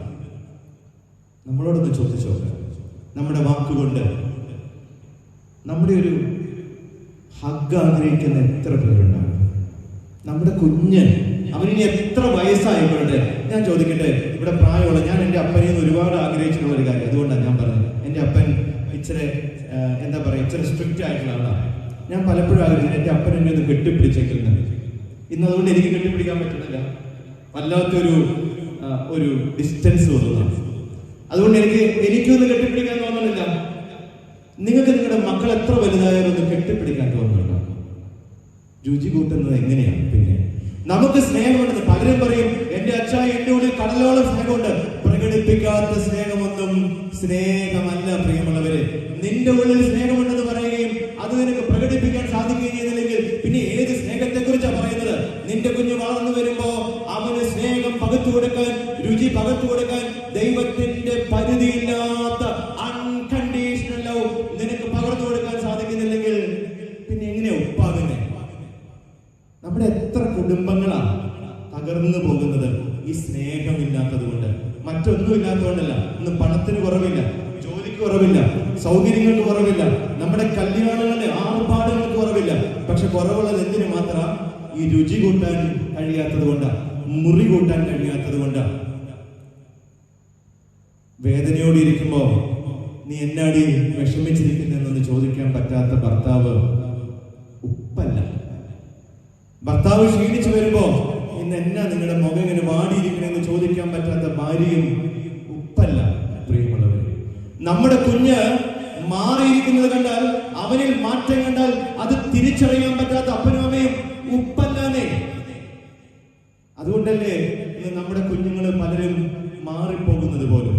പ്രിയമുള്ളവരെ, പരിമല തിരുമേനിയും ഫാദർ ഡാമിയനും പാമ്പാടി തിരുമേനിയും ഇന്ന് വിശുദ്ധരായും ലോകത്തിന് മുഴുവൻ മാതൃകയായി ഇരിക്കുന്നത് അനേകരുടെ ജീവിതത്തിൽ രുചി കൂട്ടിയത് കൊണ്ടാണ്. കുന്നംകുളത്തൊക്കെ നമുക്കറിയാം, വസൂരി പടർന്നു പിടിച്ചപ്പോ ഒന്നും നോക്കാതെ കാലങ്ങൾ താണ്ടി കുന്നംകുളത്ത് വന്ന് പ്രദക്ഷിണം നടത്തി കഞ്ഞി വീഴ്ത്തി മക്കളുടെ വസൂരി മാറ്റിയത് ഈ രുചി കൂട്ടുന്നവരായതുകൊണ്ടാണ്. ഫാദർ ഡാമിയൻ മറ്റൊരു നാട്ടിൽ ജനിച്ച് സ്വന്തം നാട് വിട്ട് കുഷ്ഠരോഗികൾ മാത്രം താമസിക്കുന്നിടത്ത് വന്ന് അവർക്ക് ഭക്ഷണവും വെള്ളവും എത്തിച്ച് അവർക്ക് വേണ്ടി ആരാധന അർപ്പിച്ച് ഒരു ദിവസം അവൻ ദേവാലയത്തിന്റെ മധ്യത്തിൽ വന്നിട്ട് പറഞ്ഞു, today I became one among U എന്ന് പറഞ്ഞു. ഒരിക്കൽ ഞാൻ നിങ്ങളിൽ ഒരുവനായി എന്ന് പറഞ്ഞു. എങ്ങനെയാണ്? കുഷ്ഠരോഗിയായി അവനും മാറി. രുചി കൂട്ടുന്നതിന്റെ പാഠങ്ങളാണ് പ്രിയമുള്ളവരെ. മദർ തെരേസ രുചി കൂട്ടിയത് കൊണ്ടാണ് ഇന്നും അനേകരുടെ ഹൃദയത്തിൽ ജീവിക്കുന്നത്. പാമ്പാടി തിരുമേനി തനിക്ക് വരുന്ന ഭക്ഷണം പാവങ്ങളുടെ വീടുകളിലേക്ക് എത്തിക്കാൻ പറഞ്ഞ് കുശിനിക്കാരന്റെ ചീത്തവര കേട്ടൊരു പിതാവിന്റെ പേരാ പാമ്പാടി തിരുമേനി എന്ന്. പക്ഷെ ഒരു വിട്ടുവീഴ്ച ഉണ്ടായിരുന്നില്ല. പക്ഷെ ഇന്ന് നമുക്ക് സാധിക്കുന്നുണ്ടോ രുചി കൂട്ടാൻ? മറ്റുള്ളവരുടെ ജീവിതത്തിലും നമ്മുടെ ജീവിതത്തിലും. പരിമല തിരുമേനി തന്റെ വീട്ടിലേക്ക് എഴുതുന്ന എഴുത്തുകളിൽ എഴുതുന്ന ഒരു വാക്കിങ്ങനെയാണ്, മറ്റുള്ളവരെക്കാൾ വലിയവൻ എന്നോർക്കരുത്. എത്ര ദരിദ്രനായാലും തങ്ങളെക്കാൾ അവൻ വലിയവൻ എന്നോർക്കുക. ഈ ഓർമ്മ വെച്ചുകൊണ്ട് എല്ലാവരെയും ബഹുമാനിക്കുകയും ആരെയും നിന്ദിക്കാതിരിക്കുകയും ചെയ്യുവിൻ എന്നാണ്. അതുകൊണ്ട് നമുക്കൊന്ന് വന്നിച്ചില്ലേലും നിന്ദിക്കാതിരുന്നവരെ, വന്നിച്ചില്ലേലും. നമ്മൾ എത്ര പേരെയാണ് ഇങ്ങനെ ഒളിയമ്പ് ചെയ്യുന്നത്? കേരളത്തിന്റെ പ്രഗത്ഭനായ ഒരു ചീഫ് സെക്രട്ടറി ഉണ്ട്, SM വിജയാനന്ദൻ അദ്ദേഹത്തിന്റെ പേര്. അദ്ദേഹം ഒരിക്കൽ മലയാള മനോരമയുടെ എഡിറ്റോറിയൽ എഴുതിയപ്പോൾ അത് അതിനകത്ത് എഴുതിയ ഒരു കാര്യം എന്നെ വല്ലാതെ ടച്ച് ചെയ്തതാണ്. ഒരു സിവിൽ സർവന്റ് എന്ന നിലയ്ക്ക് അദ്ദേഹത്തിന്റെ ഒരു ഒബ്സർവേഷൻ അദ്ദേഹം എഴുതിയിരിക്കുക, നമ്മുടെ വാതിലിൽ മുട്ടുന്ന ആളുകളെക്കാൾ കൂടുതൽ കഷ്ടത അനുഭവിക്കുന്നത് വാതിലിന്റെ അടുത്ത് പോലും എത്താൻ കഴിയാത്തവരാണ്. അവരുടെ കാലച്ച കേട്ട് വാതിൽ തുറക്കുമ്പോഴാണ് ഉത്തരവാദിത്തമുള്ള സിവിൽ സർവീസ് ജന്മമെടുക്കുക. നമ്മുടെ വാതിൽ മുട്ടുന്ന ആളുകളെക്കാൾ കൂടുതൽ കഷ്ടത അനുഭവിക്കുന്നത് വാതിലിന്റെ അടുക്കൽ പോലും എത്താൻ കഴിയാത്തവരാണ്. അവരുടെ കാലൊച്ച കേട്ട് വാതിൽ തുറക്കുമ്പോഴാണ് നമ്മളൊക്കെ ആരായി മാറുന്നത്? നല്ലൊരു സമൂഹ ജീവിയായി മാറുന്നത്. പ്രിയമുള്ളവരെ, നമുക്ക് തുറക്കാൻ പറ്റാറുണ്ടോ? നമുക്ക് ഈ കാലൊച്ച കേൾക്കാൻ പറ്റാറുണ്ടോ? നമ്മുടെ വീടുകളിൽ കേൾക്കണം. ഈ കഴിഞ്ഞിടയ്ക്ക് ഞാനൊരിടത്ത് പ്രസംഗിച്ചിട്ട് ഭക്ഷണം കഴിക്കാൻ പോയത് ഒരു വീട്ടിലാണ്. വീട്ടിൽ ചെന്നപ്പോൾ മക്കളൊന്നുമില്ല, ആന്റി അങ്കിളും മാത്രമേ ഉള്ളൂ. അങ്കിളാണ് ഇച്ചിരി ഗൗരവക്കാരനാണ്, പക്ഷെ എന്നോട് അങ്ങനെ ഗൗരവമൊന്നും കാണിച്ചില്ല. ഭക്ഷണം കഴിക്കാൻ ഇരുന്നപ്പോ ആന്റി ഭക്ഷണമൊക്കെ വിളമ്പിക്കഴിഞ്ഞ് എന്നോട് പറഞ്ഞു, അച്ഛനെന്ന് പറഞ്ഞത് നന്നായി പോയി അച്ഛ, ഇങ്ങേർക്കൊക്കെ ഞാൻ അല്ലെങ്കിലും വിചാരിച്ചിരിക്കുകയാണ് 2 എണ്ണം കൊടുക്കണം എന്ന്. എന്നിട്ട് പറഞ്ഞു, അച്ഛാ ഞങ്ങളുടെ കല്യാണം കഴിഞ്ഞിട്ട് 30 വർഷമായി അച്ഛ, ഇന്ന് വരെ ഞാനൊരു കറി ഉണ്ടാക്കി കൊണ്ടുപോയി കൊടുത്ത ഞാൻ ചോദിക്കും എങ്ങനെയുണ്ടെന്ന്, ഇങ്ങനെ പറയും ആ കുഴപ്പമില്ല എന്ന് പറയും. അച്ഛാ ഞാൻ മരിക്കണേന് മുമ്പെങ്കിലും ഇതൊന്ന് നന്നായിട്ടുണ്ടെന്ന് കേട്ട് മരിക്കാൻ എനിക്ക് എന്നാ അച്ഛാ പറ്റുക? എന്റെ പ്രിയമുള്ളവരെ, നമ്മുടെ ഭാര്യയ്ക്ക് നിങ്ങൾ നെക്ലേസ് ഒന്നും മേടിച്ചു കൊടുക്കണ്ടേ. നിങ്ങളുടെ ഭാര്യയ്ക്ക് വാലന്റൈൻസ് ഡേ നിങ്ങൾ ഗിഫ്റ്റ് ഒന്നും കൊടുക്കണ്ട. പക്ഷെ അവളുടെ സൈക്കോളജി ഉണ്ട്. അവൾ ആഗ്രഹിക്കുന്നത്, അവളൊരു ചെറിയ വാക്കുണ്ട്, എടി നീ എത്ര സുന്ദരിയാണെന്ന് പറയുമ്പോണ്ടല്ലോ, ഒരുപക്ഷെ അവള് സുന്ദരി ആയിരിക്കില്ല, പക്ഷെ അവളുടെ സൗന്ദര്യം നിങ്ങളാണ്. അവളുടെ സൗന്ദര്യം നിങ്ങളാണ്. ഇവരാഗ്രഹിക്കുന്നതാ. ഒരു വാക്ക്, ഒരു കറി ഉണ്ടാക്കുമ്പോ എന്നാ ഇച്ചിരി ഉപ്പ് കൂടിയാലോ, നീ തന്നെ എന്നെ കൊല്ലാൻ കൊണ്ടെന്നാണെന്ന് ചോദിക്കും. പക്ഷെ നന്നായാലോ, ജഗൻ ചെയ്താൽ ഞങ്ങള് പറയില്ല. ഞാനിത് തിരിച്ചറിഞ്ഞൊരു കാലമുണ്ട്. ഞാൻ പഠിക്കാൻ പോകണമെന്നൊക്കെ ആഗ്രഹിച്ച് ജർമ്മനൊക്കെ പഠിച്ച് ജർമ്മൻ ഭാഷ പഠിച്ചുകൊണ്ടിരുന്ന് എൻ്റെ തിരുമേനി പറഞ്ഞ് പഠിക്കാൻ പോകാനൊക്കെ ഇരുന്നൊരു കാലമുണ്ട്. ഈ ദൈവത്തിന്റെ പദ്ധതി ഭയങ്കര വലുതാണെന്ന് തിരിച്ചറിഞ്ഞ കാലം. അങ്ങനെ ഇരുന്ന സമയത്ത് കൊറോണ വന്നു. കൊറോണ സമയത്ത് എൻ്റെ അമ്മ കാർഡിയക് പേഷ്യൻ്റ് ആയിരുന്നു ഓൾറെഡി. പക്ഷെ എൻ്റെ അമ്മ പെട്ടെന്ന് ക്രിട്ടിക്കലി ഹോസ്പിറ്റലിൽ അഡ്മിറ്റായി. അമൃത ഹോസ്പിറ്റലിൽ ഏകദേശം 4 ദിവസം ക്രിട്ടിക്കൽ ICU കിടന്ന് ഏകദേശം 2 ആഴ്ചയോളം ഹോസ്പിറ്റലൈസേഷൻ കഴിഞ്ഞ് തിരിച്ചു വന്നപ്പോൾ ഡോക്ടർ പറഞ്ഞു, ഇനി 3 മാസത്തേക്ക് ഒരു ജോലിയും ചെയ്യാൻ പാടില്ല. ഞാനും എൻ്റെ അപ്പയും മാത്രമേ വീട്ടിലുള്ളൂ. എൻ്റെ അനിയനും, അവൻ ഫെഡറൽ ബാങ്കിൽ ഉദ്യോഗസ്ഥനാണ്. അവൻ ആ സമയത്ത് പയ്യോളിയിലാണ്. കൊറോണ കാരണം യാത്ര ചെയ്യാൻ പറ്റില്ല. അങ്ങനെ ആകെ പ്രയാസത്തിലാണ്, എന്ത് ചെയ്യും? പക്ഷേ അന്ന് ഞാൻ തിരിച്ചറിഞ്ഞു, എൻ്റെ അമ്മയല്ല ഞങ്ങൾ കഴിക്കണേന്ന്. അന്ന് ഞാൻ തിരിച്ചറിഞ്ഞു, എൻ്റെ അമ്മയുടെ കൈ എന്നാ ഉണങ്ങിയിരിക്കണമെന്ന് ഞാൻ അന്ന് തിരിച്ചറിഞ്ഞു. കാരണം എന്താ, വിമ്മിട്ട് പാത്രം കഴുകുമ്പോ നമ്മൾ തിരിച്ചറിയണം. എപ്പോഴാണോ സാഹചര്യം ഉണ്ടാകുമ്പോൾ അപ്പൊ തിരിച്ചറിയും. രുചി കൂട്ടുന്നവരെ മാറണം പ്രിയമുള്ളവരെ. അന്ന് തുടങ്ങി ഇന്ന് വരെ എൻ്റെ പാത്രം ഞാനാണ് കഴുകാറ്. അന്ന് തുടങ്ങി ഇന്ന് വരെ. ഇന്ന് എൻ്റെ ഭാര്യയുണ്ട്, അവിടെ ചോദിച്ചാലറിയാം. തിരിച്ചറിവ് നമ്മുടെ ജീവിതത്തിൽ ഉണ്ടാകണം. നമ്മുടെ അമ്മമാര് രുചി കൂട്ടിയെടുത്തോളം ഒരാളും ഈ ലോകത്ത് രുചി കൂട്ടിയിട്ടില്ലാന്നേ. രാവിലെ 4 മണിക്ക് എഴുന്നേറ്റ് കൂട്ടാനൊക്കെ ഉണ്ടാക്കി വെച്ചിട്ട് ഞാൻ പള്ളിയിൽ പോയിട്ടുണ്ട്. എൻ്റെ അമ്മ എത്ര പ്രാവശ്യം അങ്ങനെ ചെയ്തിട്ടുണ്ടാകും. പ്രിയമുള്ളവരെ, രുചി കൂട്ടാൻ നമുക്ക് പറ്റാറുണ്ടോ? എനിക്ക് വളരെ സങ്കടത്തോടെ പറയട്ടെ, ഇന്നെല്ലാം പ്രകടനങ്ങളായി മാറിക്കൊണ്ടിരിക്കുക. ഈ കഴിഞ്ഞിടയ്ക്ക് ഒരു ദേവാലയത്തിൽ പെരുന്നാളിന് പ്രസംഗിക്കാൻ പോയി. പ്രസംഗമൊക്കെ കഴിഞ്ഞ് പെരുന്നാളിന്റെ അവസാനം അച്ഛൻ പറഞ്ഞു, അച്ഛാ ഇവിടെ ഒരു ചാരിറ്റി കൊടുക്കുന്നുണ്ട്, അച്ഛന് പൈസ കൊടുക്കണമെന്ന് പറഞ്ഞു. സന്തോഷം തോന്നി.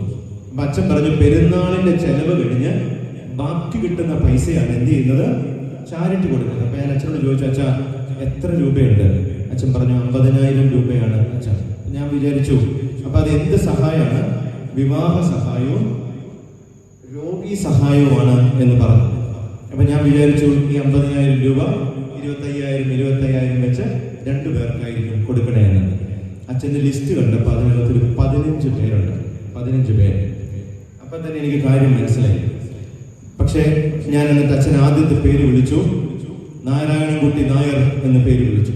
ഞാൻ നോക്കിയപ്പോൾ ഒരു 70 വയസ്സുള്ള ഒരു വൃദ്ധനായ ഒരു നശിച്ചുപോയ അല്ലെങ്കിൽ കെട്ടുപോയ ഒരു നായർ കുടുംബത്തിലെ ഒരു മനുഷ്യൻ ഇങ്ങനെ വിറയ്ക്കുന്ന കൈയോടുകൂടെ ഏകദേശം 600 പേരിരിക്കുന്ന ആ പള്ളിയുടെ അഴിക്കകത്ത് വന്നിങ്ങനെ നിൽക്കുക. ആ മനുഷ്യൻ വിറയ്ക്കുന്ന കൈയോടുകൂടി അച്ഛൻ ഇങ്ങനെ അനൗൺസ് ചെയ്യുക, നമ്മുടെ പെരുന്നാളിന്റെ ചാരിറ്റിയുടെ ഭാഗമായിട്ട് ഇതാ വിവാഹ ധനസഹായം കൊടുക്കുന്നു, നാരായണൻ നായർ മുന്നോട്ട് വരണം.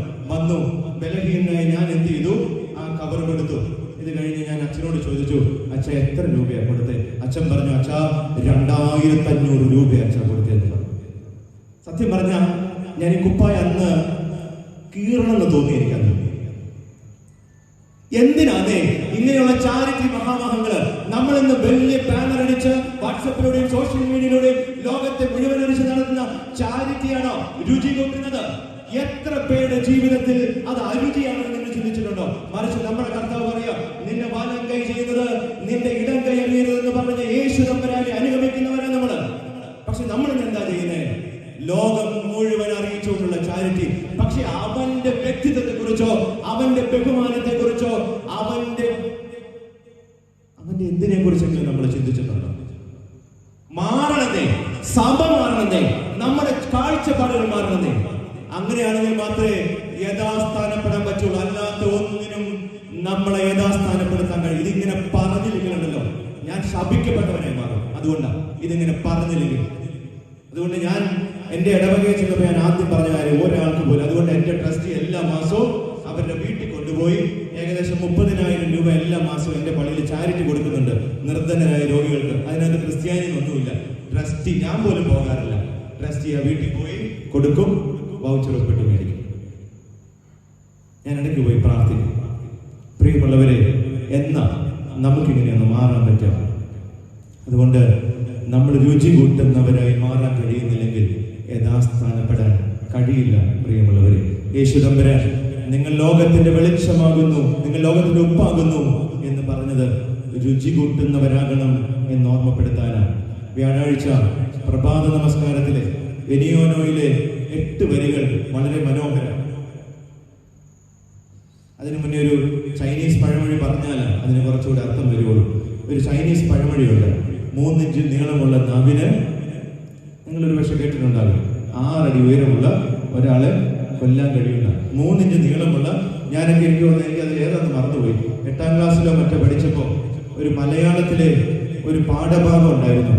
നാവ് ചെയ്ത കുറ്റത്തിന് എന്റെ പല്ല് കൊഴിഞ്ഞതിനെ കുറിച്ച് പഠിച്ചത് ഞാൻ ഓർക്കുന്നു. നാവ് ചെയ്ത കുറ്റത്തിന് പല്ല് കൊഴിഞ്ഞതിനെ കുറിച്ച്, പല്ലിന്റെ പരിതാപം. പ്രിയമുള്ളവരെ, വ്യാഴാഴ്ച പ്രഭാതത്തിൽ എനിയോൻ എങ്ങനെയാ? നാവിലധർമ്മം കാണരുതേ, സഹജവ്രണത്തിൽ കുത്തരുതേ, പരനിൽ കുറ്റം ചാത്തരുതേ, കുറ്റക്കാരായി തീരല്ലേ, നോമ്പിൽ നിന്മായി ഭക്ഷ്യുമ്പോൾ അന്യായമതും വെടിയേണം, നോമ്പിന് കുറ്റം പറ്റായവ നാവിനെയും നീ ബന്ധിക്കാം. നമ്മുടെ നാവിനെ ബന്ധിക്കാൻ പറ്റാനുണ്ടോ? എത്ര പേരുടെ ജീവിതത്തിലെ രുചിയാണ് നമ്മുടെ നാവ് കൊണ്ട് കളഞ്ഞിട്ടുള്ളത്? എത്ര പേരുടെ ജീവിതത്തിൽ എത്ര പേരെയാ നമ്മൾ കൊല്ലാതെ കൊന്നിട്ടുള്ളത് നമ്മുടെ നാവ് കൊണ്ട്? പ്രിയമുള്ളവരെ, ക്രിസ്ത്യാനി എന്ന ഈ രുചി കൂട്ടുന്നവനായി മാറുക. പ്രിയമുള്ളവരെ, കർദിനാൾ ന്യൂമാൻ എന്ന് പറഞ്ഞ കത്തോലിക്ക സഭയിലെ ഒരു വിശുദ്ധനായ പിതാവുണ്ട്. അദ്ദേഹം എഴുതിയിരിക്കുക, നിന്റെ പരിമളം പരത്തുവാൻ കർത്താവേ എന്നെ സഹായിക്കണമേ, പ്രസംഗിക്കാതെ തന്നെ ഞാൻ നിന്നെ പ്രഘോഷിക്കട്ടെ, വാക്കുകളില്ലാതെ എന്റെ പ്രവൃത്തിയിൽ ഞാൻ നിന്നെ പ്രഘോഷിക്കട്ടെ, നിന്നിലേക്ക് എന്റെ ഹൃദയത്തെ അടുപ്പിക്കത്തക്കവണ്ണം ഞാൻ സ്നേഹത്തിന്റെ പൂർണ്ണതയാൽ നിറയട്ടെ എന്ന എനിക്ക് ഇഷ്ടമുള്ളൊരു വേദഭാഗം കൂടി പറഞ്ഞ് ഞാൻ ആ ഭാഗം അവസാനിപ്പിച്ചോളാം. കാരണം ഒരു ഭാഗം കൂടി എനിക്ക് പറയാനുണ്ട്. എനിക്ക് ഇഷ്ടമുള്ളൊരു വേദഭാഗമുണ്ട്, എപ്പോൾ വായിച്ചാലും കണ്ണു നിറയുകയും സന്തോഷിക്കുകയും ചെയ്യുന്നൊരു ഭാഗം. 1 സാമുവേൽ 1-ാം അധ്യായം 8-ാം വാക്യം. നമുക്കറിയാം, എൽക്കാന എന്ന് പറഞ്ഞ മനുഷ്യന് ഹന്ന എന്നും പെന്നീന എന്നും 2 ഭാര്യമാരുണ്ട്. പെന്നീനയിൽ എൽക്കാനയ്ക്ക് മക്കളുണ്ട്, പക്ഷെ ഹന്നയിൽ ആരില്ല, മക്കളില്ല. പക്ഷെ എൽക്കാന ഒരു വേർതിരിവും ആരോട് കാണിച്ചില്ല, ഭാര്യമാരോട് കാണിച്ചില്ല. ദേവാലയത്തിൽ വഴിപാട് കഴിക്കാൻ പോകുമ്പോ 2 പേർക്ക് വേണ്ടിയും മക്കൾക്ക് വേണ്ടിയും വഴിപാട് കഴിക്കും. ഇനി ഹന്നയ്ക്ക് വേണ്ടി എന്ത് ചെയ്യും? പ്രത്യേകം വഴിപാട് ആര് കഴിക്കും? എൽക്കാന കഴിക്കും. പക്ഷെ ഇങ്ങനെയൊക്കെ ചെയ്തിട്ടും ഹന്നയ്ക്ക് എന്തില്ല? സന്തോഷമില്ല ജീവിതത്തില്. അവൾ എപ്പോഴും ഇങ്ങനെ വിഷമിച്ചിരിക്കുക. എൽക്കാന പറയുന്ന രുചി കൂട്ടുന്നവന്റെ മനോഹരമായ ഒരു ചിത്രം അവിടെയുണ്ട്. അവിടെ എൽക്കാന ഹന്നയെ ചേർത്ത് പിടിച്ചു കാണുമെന്ന് ഞാൻ വിചാരിക്കുക. എന്നിട്ട് പറയാം, ഹന്നേ, നീ എന്തിന് കരയുന്നു? എന്തിന് പട്ടിണി കിടക്കുന്നു? എന്നിട്ട് പറയാ, നീ വ്യസനിക്കുന്നത് എന്ത്? ഞാൻ നിനക്ക് 10 പുത്രന്മാരെക്കാൾ നല്ലവനല്ലയോ എന്ന് പറഞ്ഞു, ഉത്തമനല്ലയോ എന്ന് പറഞ്ഞു. നമുക്കിങ്ങനെയൊന്ന് പറയാൻ പറ്റുമോ? നമ്മുടെ കൂടെയുള്ളവർ എത്ര ആഗ്രഹിക്കുന്നുണ്ടാകും, നമ്മുടെ അപ്പൻ, നമ്മുടെ അമ്മ, നമ്മുടെ മക്കൾ, നമ്മുടെ ഭാര്യ, നമ്മുടെ ഭർത്താവ്, നമ്മുടെ സഹോദരൻ സുഖാണോന്നൊന്ന് ചോദിക്കാൻ, കേൾക്കാൻ ആഗ്രഹിക്കുന്നുണ്ടാകും പ്രിയമുള്ളവരെ. അതുകൊണ്ട് രുചി കൂട്ടുന്നവരും മുറി കൂട്ടുന്നവരുമായി തീരാൻ നമുക്ക് സാധിക്കണം എന്നാണ് യഥാസ്ഥാനപ്പെടലിന്റെ 2ാമത്തെ ഭാഗമായിട്ട് ഇന്ന് ഓർമ്മിപ്പിക്കാനുള്ളത്. 3ാമത്തെ ഭാഗം കൂടെ പറഞ്ഞ് എന്റെ ധ്യാനം അവസാനിപ്പിച്ചോളാം. ഉപ്പിന് മറ്റെന്ത് ഉപയോഗം ഉള്ളത്? മറ്റൊരു ഉപയോഗമില്ലേ? പെട്ടെന്ന് പറഞ്ഞ സമയമില്ല, അതുകൊണ്ട്. ഉപ്പൊരു പ്രിസർവേറ്റർ ആണോ? ഇന്ന് മനുഷ്യ ശരീരം പോലും, അതായത് ഇപ്പൊ നമുക്ക് ഇവിടുന്ന് റോഡ് വഴി തിരുവനന്തപുരം വരെ പോകുകയാണെങ്കിൽ നമ്മളല്ലാത്ത ബാക്കി എല്ലാം ഉപ്പിലിട്ട് വെച്ചേക്കുന്നതാണ് അല്ലേ? നമ്മളല്ലാത്ത ബാക്കി എല്ലാം എന്തിലുണ്ട്? ഉപ്പിലിട്ട് വെച്ചേക്കുന്നത്. അതിന്റെ കടയുടെ മുമ്പിലത്തെ തിരക്കും കാണണം. ഉപ്പ് എന്താണ്? നല്ലൊരു പ്രിസർവേറ്റർ. നമ്മൾ പ്രിസർവേറ്റേഴ്സ് ആണോ? അങ്ങനെയാണെങ്കിൽ യേശുദമ്പുരാൻ പറഞ്ഞത്, പരിശുദ്ധാത്മാവിന്റെ കൃപയാൽ എനിക്ക് തോന്നിയത്, നമുക്ക് വിശ്വാസത്തിന്റെ സംരക്ഷകരാകാൻ കഴിയുന്നുണ്ടോ? ഇന്നലെ ഞാൻ അവസാനം പറഞ്ഞു നിർത്തിയത് അതാ. ഞാൻ അധികം വിശദീകരിക്കാതിരുന്നത് ഇന്നത് പറയാനുള്ളത് കൊണ്ടുകൂടിയാ. നമുക്ക് വിശ്വാസത്തിന്റെ പ്രിസർവേറ്റേഴ്സ് ആകാൻ കഴിയുന്നുണ്ടോ? അങ്ങനെയാണെങ്കിൽ മാത്രമാണ് നമ്മൾ ആരായി മാറുള്ളൂ? നമ്മൾ ഉപ്പായി മാറുള്ളൂ. അതല്ലെങ്കിൽ കാരമില്ലാത്തത് മാത്രമായിരിക്കും. നമുക്കറിയാം, വില്യം ഷേക്സ്പിയറിനെ അറിയാത്തവരായി ആരുമില്ല. വില്യം ഷേക്സ്പിയറിന്റെ കൃതികൾ വായിക്കാത്തവരോ പഠിക്കാത്തവരായോ ആരും തന്നെ ഉണ്ടാകില്ല എന്നെനിക്കറിയാം. അദ്ദേഹത്തിന്റെ ഒരു എഴുതിൽ അദ്ദേഹം എഴുതിയിട്ടുണ്ട്, എല്ലാ മനുഷ്യന്റെ ജീവിതത്തിലും ഒരു വലിയ തിരമാല കടന്നു വരും. ആ തിരമാലയ്ക്കൊപ്പം ഉയർന്നു പൊങ്ങാൻ സാധിച്ചാൽ സാധ്യതകളുടെ, അവസരങ്ങളുടെ അനന്തതയിലേക്ക് മുന്നേറാം. തിരയിൽ നിന്ന് വേറിട്ട് നിന്നാലോ തിര കടന്നു പോകും, മണൽപ്പരപ്പിൽ നിശ്ചലമായി നിൽക്കേണ്ടി വരും. നമുക്കറിയാം, കടലിൽ പോകുമ്പോൾ, നമ്മൾ മുന്നോട്ട് ഇറങ്ങുമ്പോൾ, വലിയ തിര വരുമ്പോൾ നമ്മൾ അവിടെ നിന്നാൽ എന്ത് പറ്റും? നമ്മൾ ഒരു പക്ഷേ മണ്ണിൽ ആഴ്ന്നു പോയി താഴേക്ക് വീണു പോയേക്കാം. പക്ഷെ ഒന്ന് ഉയർന്നു കൊടുത്താലോ തിര നമ്മളെ കടന്നു പോകും, നമുക്ക് മുന്നോട്ട് പോകാൻ പറ്റും. അദ്ദേഹം പറഞ്ഞത് ജീവിതത്തിലെ പ്രതിസന്ധികളാകുന്ന തിരമാലകളെ കുറിച്ചാണ്. നമ്മുടെ ജീവിതത്തിലെ പ്രതിസന്ധികളാകുന്ന തിരമാലകൾ വലിയ തിരമാലകളെ പോലെ ആഞ്ഞടിച്ചു വന്നേക്കാം. പലരും അതിനകത്ത് വീണു പോകുന്നുണ്ട്. പക്ഷേ എന്റെ കർത്താവ് സകലതിനും മതിയായവനാണ് എന്നുള്ള ബോധ്യമുണ്ടെങ്കിൽ നമുക്ക് എങ്ങനെയാണ് വീഴാൻ പറ്റുക? അവിടെ എന്ത് ചെയ്യും? ക്രിസ്തുവിന്റെ കൈ പിടിച്ച് നമ്മൾ എന്ത് ചെയ്യും? ഉയർന്നു കൊടുക്കും. അങ്ങനെയാണെങ്കിൽ നമ്മൾ എന്ത് ചെയ്യാൻ പറ്റും? നമുക്ക് നിവർന്ന് നിൽക്കാൻ, മുന്നേറാൻ സാധിക്കും. പ്രിയമുള്ളവരെ, യേശുദമ്പുരാൻ നിങ്ങൾ ലോകത്തിന്റെ ഉപ്പാകുന്നു എന്ന് പറഞ്ഞതിലൂടെ നമ്മെ ഓർമ്മിപ്പിച്ചതും അത് തന്നെയാണ്. You should be the preservers of faith എന്ന, നിങ്ങൾ വിശ്വാസത്തിന്റെ സംരക്ഷകരാകണം എന്ന്. പ്രിയമുള്ളവരെ, അങ്ങനെയാകാൻ നമുക്ക് സാധിക്കുന്നുണ്ടോ? നമ്മുടെ യേശുദമ്പുരാൻ അത് നമ്മെ കാണിച്ചു തന്നതാ. തന്റെ അടിയുറച്ച വിശ്വാസം, തന്നെ അയച്ച പിതാവിനുള്ള വിശ്വാസം, തന്റെ പരീക്ഷണത്തിലും തുടർന്നുള്ള ജീവിതത്തിലൂടെയും നമ്മെ കാണിച്ചു തന്നതാ. കർത്താവെ, കഴിയുമെങ്കിൽ ഈ പാനപാത്രം എങ്കിൽ നിന്ന് നീക്കണമേ എന്ന് തന്റെ മലയിലുള്ള രക്തം, തന്റെ വിയർപ്പുതുള്ളികൾ രക്തമാക്കിയ പ്രാർത്ഥനയിൽ യേശുദമ്പുരാൻ പറയുന്നുണ്ട്. പക്ഷെ എന്നിട്ടും എന്താ പറയുന്നത്? എങ്കിലും എന്റെ ഇഷ്ടമല്ല. നമുക്ക് പറ്റും. അങ്ങനെ പറ്റുമ്പോഴാണ് വിശ്വാസം എന്ന് പറയുന്നത്. ഞാൻ സമയം കുറവുകൊണ്ട് 3 വേദപുസ്തകത്തിലെ 3 വ്യക്തികളെ പരിചയപ്പെടുത്തി ഞാൻ എൻ്റെ ഭാഗം അവസാനിപ്പിച്ചോളാം. ഒന്നാമത്, നമുക്ക് ഏറ്റവും നന്നായി അറിയുന്ന ആളാണ് ഇയ്യോബ്. വിശ്വാസത്തിന്റെ പ്രതിരൂപമാണ് വേദപുസ്തകത്തില്. കാരണം എന്താ? യഹോവയെ ദൈവം അവന്റെ വിശ്വസ്തതയ്ക്ക് ധാരാളം അനുഗ്രഹങ്ങൾ കൊടുത്തവനാണ്, മക്കളും ധാരാളം സമ്പത്തും ഒക്കെ. പക്ഷെ ആരാണ് അവനെ പരീക്ഷിക്കണമെന്ന് ദൈവത്തോട് പറയുന്നത്? പിശാചാണ്. അപ്പൊ യേശുദമ്പുരാൻ ഒരു കാര്യം പറഞ്ഞു, അവന്റെ ജീവനെ മാത്രം നീ എന്ത് ചെയ്യരുത്? പിശാച് പറഞ്ഞു, നീ അവന് ഈ അനുഗ്രഹങ്ങളൊക്കെ കൊടുക്കുന്നോണ്ടല്ലേ അവൻ നിന്നെ ആരാധിക്കുന്നത് എന്ന് പറഞ്ഞു. അങ്ങനെയാണ് പിശാച് എന്ത് ചെയ്യുന്നത്? അവന്റെ മക്കള് പോയി, അവന്റെ സമ്പത്ത് പോയി, ആടുമാടുകൾ പോയി, ഭൃത്യന്മാര് പോയി, സകലതും പോയി. അവൻ എന്തായി? അവൻ ശരീരം മുഴുവൻ വ്രണങ്ങളാൽ നിറഞ്ഞ് രക്തീരിലിരുന്ന് ഓട്ടുകഷ്ണം കൊണ്ട് ചുരണ്ടിക്കൊണ്ടിരിക്കുന്ന ഇയ്യോബിനെയാണ് നമ്മൾ കാണുന്നത്. 1-ാം അധ്യായത്തിന്റെ അവസാന ഭാഗത്തേക്ക് വരുമ്പോ സ്വന്തം ഭാര്യ എന്ന് പറയുന്നുണ്ട്. ഇന്നത്തെ ഭാഷയിൽ എന്റെ മനുഷ്യർ ഇനിയെങ്കിലും ഈ ദൈവത്തെ ഒന്ന് കളഞ്ഞുകൂടെ എന്ന് ചോദിക്കുന്നുണ്ട്. ഇയ്യോബ് പറയുന്ന മറുപടി എന്താ? 1-ാം അധ്യായം 21-ാം വാക്യം, ഞാൻ നഗ്നനായി എന്റെ അമ്മയുടെ ഗർഭത്തിൽ നിന്ന് വന്നു, നഗ്നനായി തന്നെ മടങ്ങിപ്പോകും. യഹോവ തന്നു, യഹോവ എടുത്തു, യഹോവയുടെ നാമം വാഴ്ത്തപ്പെടുമാറാകട്ടെ എന്ന് നമുക്ക് പറയാൻ പറ്റുമോ? രോഗം വരുമ്പോ നമുക്ക് പറയാൻ പറ്റുമോ? മരണം വരുമ്പോ നമുക്ക് പറയാൻ പറ്റുമോ? പീഡകൾ വരുമ്പോ? ഇനിയും ഇയ്യോബിന്റെ ജീവിതത്തിൽ വിശ്വാസത്തിന്റെ ടെസ്റ്റിംഗ് പിന്നീട് നടക്കണേ. ഇയ്യോബിന്റെ കൂട്ടുകാർ വന്നു, നമുക്കുണ്ടല്ലോ അങ്ങനെയുള്ള കൂട്ടുകാർ വന്നിട്ട് പറഞ്ഞു, നിന്റെ പാപം കൊണ്ടാണ് എന്ത് പറ്റിയത്, നിനക്കിത് വന്നതെന്ന് അവനോട് പറയാൻ തുടങ്ങി. ഇയ്യോബ് കുറെ നേരം അവനോട് എന്ത് ചെയ്യുന്നുണ്ട്? പല രീതിയിൽ തർക്കിക്കുന്നുണ്ട്. നിങ്ങൾ വായിക്കണം, ആ പുസ്തകം വായിക്കും, മനസ്സിലാകും. അവസാനം 13-ാം അധ്യായം 15-ാം വാക്യത്തിൽ ഇയ്യോബ് ശക്തമായിട്ടൊരു കാര്യം പറയുന്നുണ്ട്. അവൻ പറയാ, അവൻ എന്നെ കൊന്നാലും ഞാൻ അവനെ തന്നെ കാത്തിരിക്കും, ഞാൻ എന്റെ വഴി, എന്റെ നടപ്പ് അവന്റെ മുമ്പാകെ തെളിയിക്കുമെന്ന്. അവൻ എന്നെ കൊന്നാലും നമുക്ക് പറയാൻ പറ്റുമോ? എന്റെ ദൈവം എന്നെ കൊന്നാലും ഞാൻ എന്റെ വഴി അവന്റെ മുമ്പാകെ നേരെയാക്കുമെന്ന് പറയാൻ പറ്റുമോ? നമുക്കറിയാം, ഏകദേശം 6-7 വർഷങ്ങൾക്ക് മുമ്പ് സിറിയയിൽ 200 യുവാക്കളെ കടൽക്കരയിൽ നിരത്തി നിർത്തിയിട്ട് IS ഭീകരര് ഒറ്റക്കാരിൽ ചോദിച്ച് ക്രിസ്തുവിനെ കളഞ്ഞ് അല്ലാഹുവിനെ ആരാധിക്കണം എന്ന് അവര് പറഞ്ഞു. ഇല്ല എന്ന് കഴുത്തറത്ത് കൊല്ലപ്പെട്ടു ആ മക്കൾ. ഒസാദ്യ സിനിമയുടെ ഒരു പാട്ടുണ്ട്, ആ പിതാവിന്റെ ഓർമ്മയാണ് ഈ ദിവസങ്ങളിൽ, ഈ വരുന്ന വെള്ളിയും ശനിയും. കഴിഞ്ഞ ദിവസമായിരുന്നു അദ്ദേഹത്തിന്റെ ഓർമ്മ. നമുക്കറിയാം, ഇത്ര ശക്തമായിട്ട് വചനം പറഞ്ഞൊരു പിതാവ്, ജീവിതത്തിലൂടെ കാണിച്ച പിതാവ്. അദ്ദേഹത്തിന്റെ മനോഹരമായ 2 വരിയുണ്ട്. ജീവിച്ചാലും മരിച്ചാലും ദൈവം മാത്രം മതി എനിക്ക്, ജീവനും മരണവും ഒരു പോലെ, കാൽവരി തന്നൊരു മന്ദൈര്യം, കാൽവരി തന്നൊരു മന്ദൈര്യം.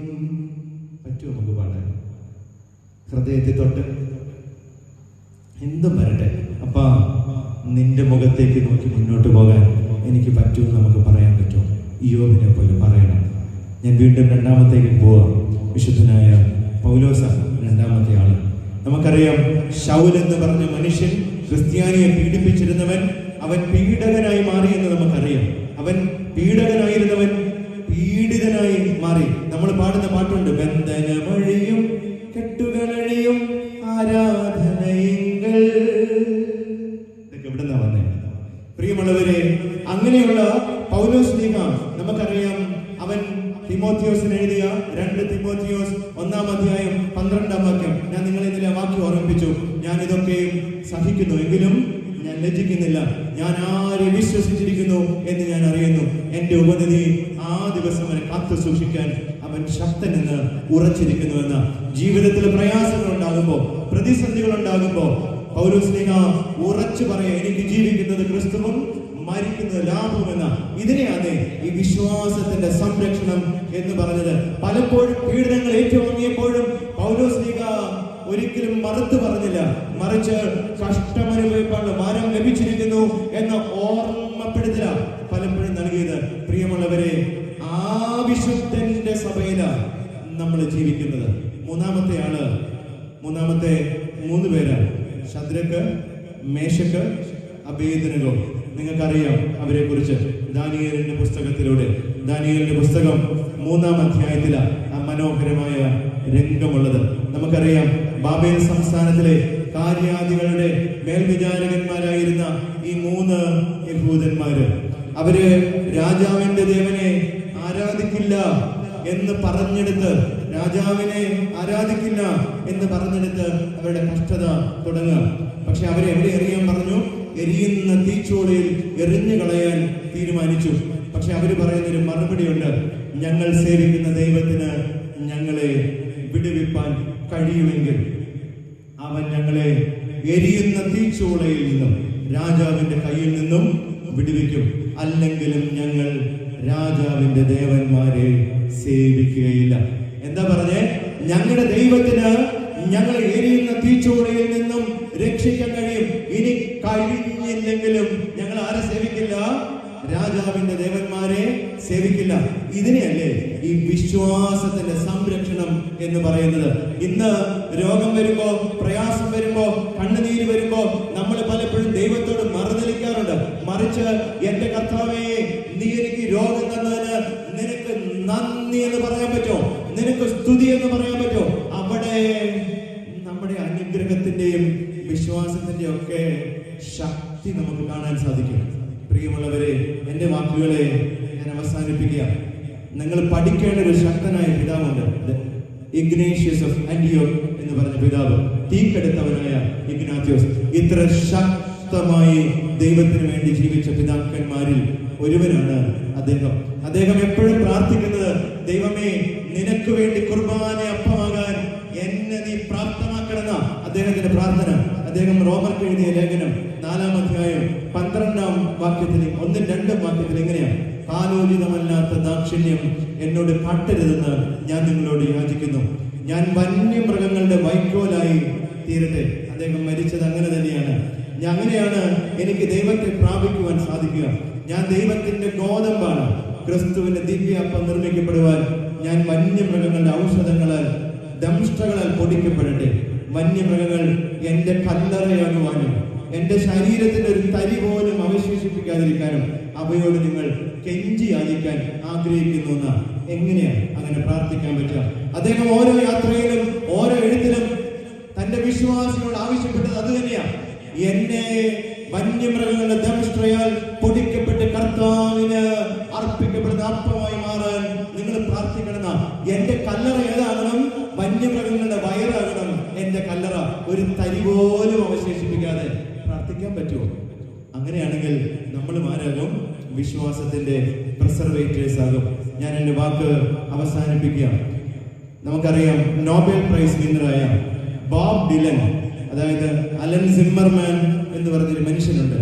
അദ്ദേഹത്തിന്റെ മനോഹരമായ ഒരു വരികളുണ്ട്. അതിന്റെ title blowing in the wind എന്ന പ്രശസ്തമായ ഒരു റാപ്പ് പോപ്പ് മ്യൂസിക് കൂടിയാണ് ഇതിനുള്ളത്. നിങ്ങൾ പക്ഷേ അതിന്റെ വാക്കുകൾ, ഒരു കാലത്ത് കൂട്ടക്കൊലയും വംശീയ ഹത്യയും ദേശത്തൊക്കെ നടന്നപ്പോ അദ്ദേഹം എഴുതിയ വരികളാണ്.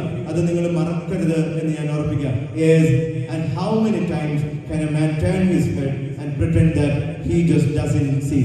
അടുത്ത വരി എങ്ങനെയാണ്? Yes, and how many deaths will it take till he knows that too many people have died എന്ന.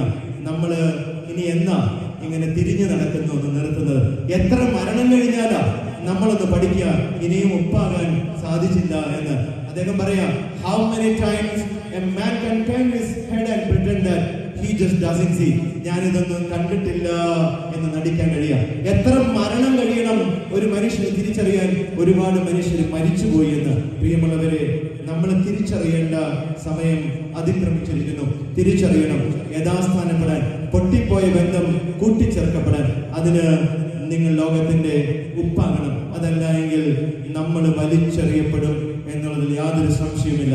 അതുകൊണ്ട് ഉപ്പ് വിശുദ്ധമായതുപോലെ വിശുദ്ധിയും വെണ്മയും ജീവിതത്തിലുള്ളവരെ മാറാൻ പറ്റണം.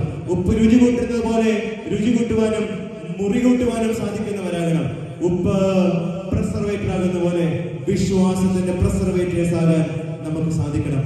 അങ്ങനെയാണെങ്കിൽ നമ്മൾ യഥാസ്ഥാനപ്പെടും എന്നുള്ളതിന് യാതൊരു സംശയവുമില്ല. അതിന് ദൈവത്തിന്റെ പരിശുദ്ധാത്മാവ് നമ്മെ സഹായിക്കട്ടെ. ഈ നോമ്പ് അതിനൊരു മുഖാന്തരമാകട്ടെ എന്ന് ആത്മാർത്ഥമായി പ്രാർത്ഥിക്കുകയും ആശംസിക്കുകയും ചെയ്യാം. ബലഹീനായ എനിക്ക് ഒരിക്കൽ കൂടെ ഈ ദേവാലയത്തിലേക്കും പ്രത്യേകിച്ച് ഈ ബത്തേരി മേഖല കൺവെൻഷനിലേക്കും വരാൻ സാധിച്ചത്, ദൈവത്തിന്റെ ജീവനുള്ള വചനം പങ്കുവെക്കാൻ സാധിച്ചത് ദൈവത്തെ മഹത്വപ്പെടുത്തുക.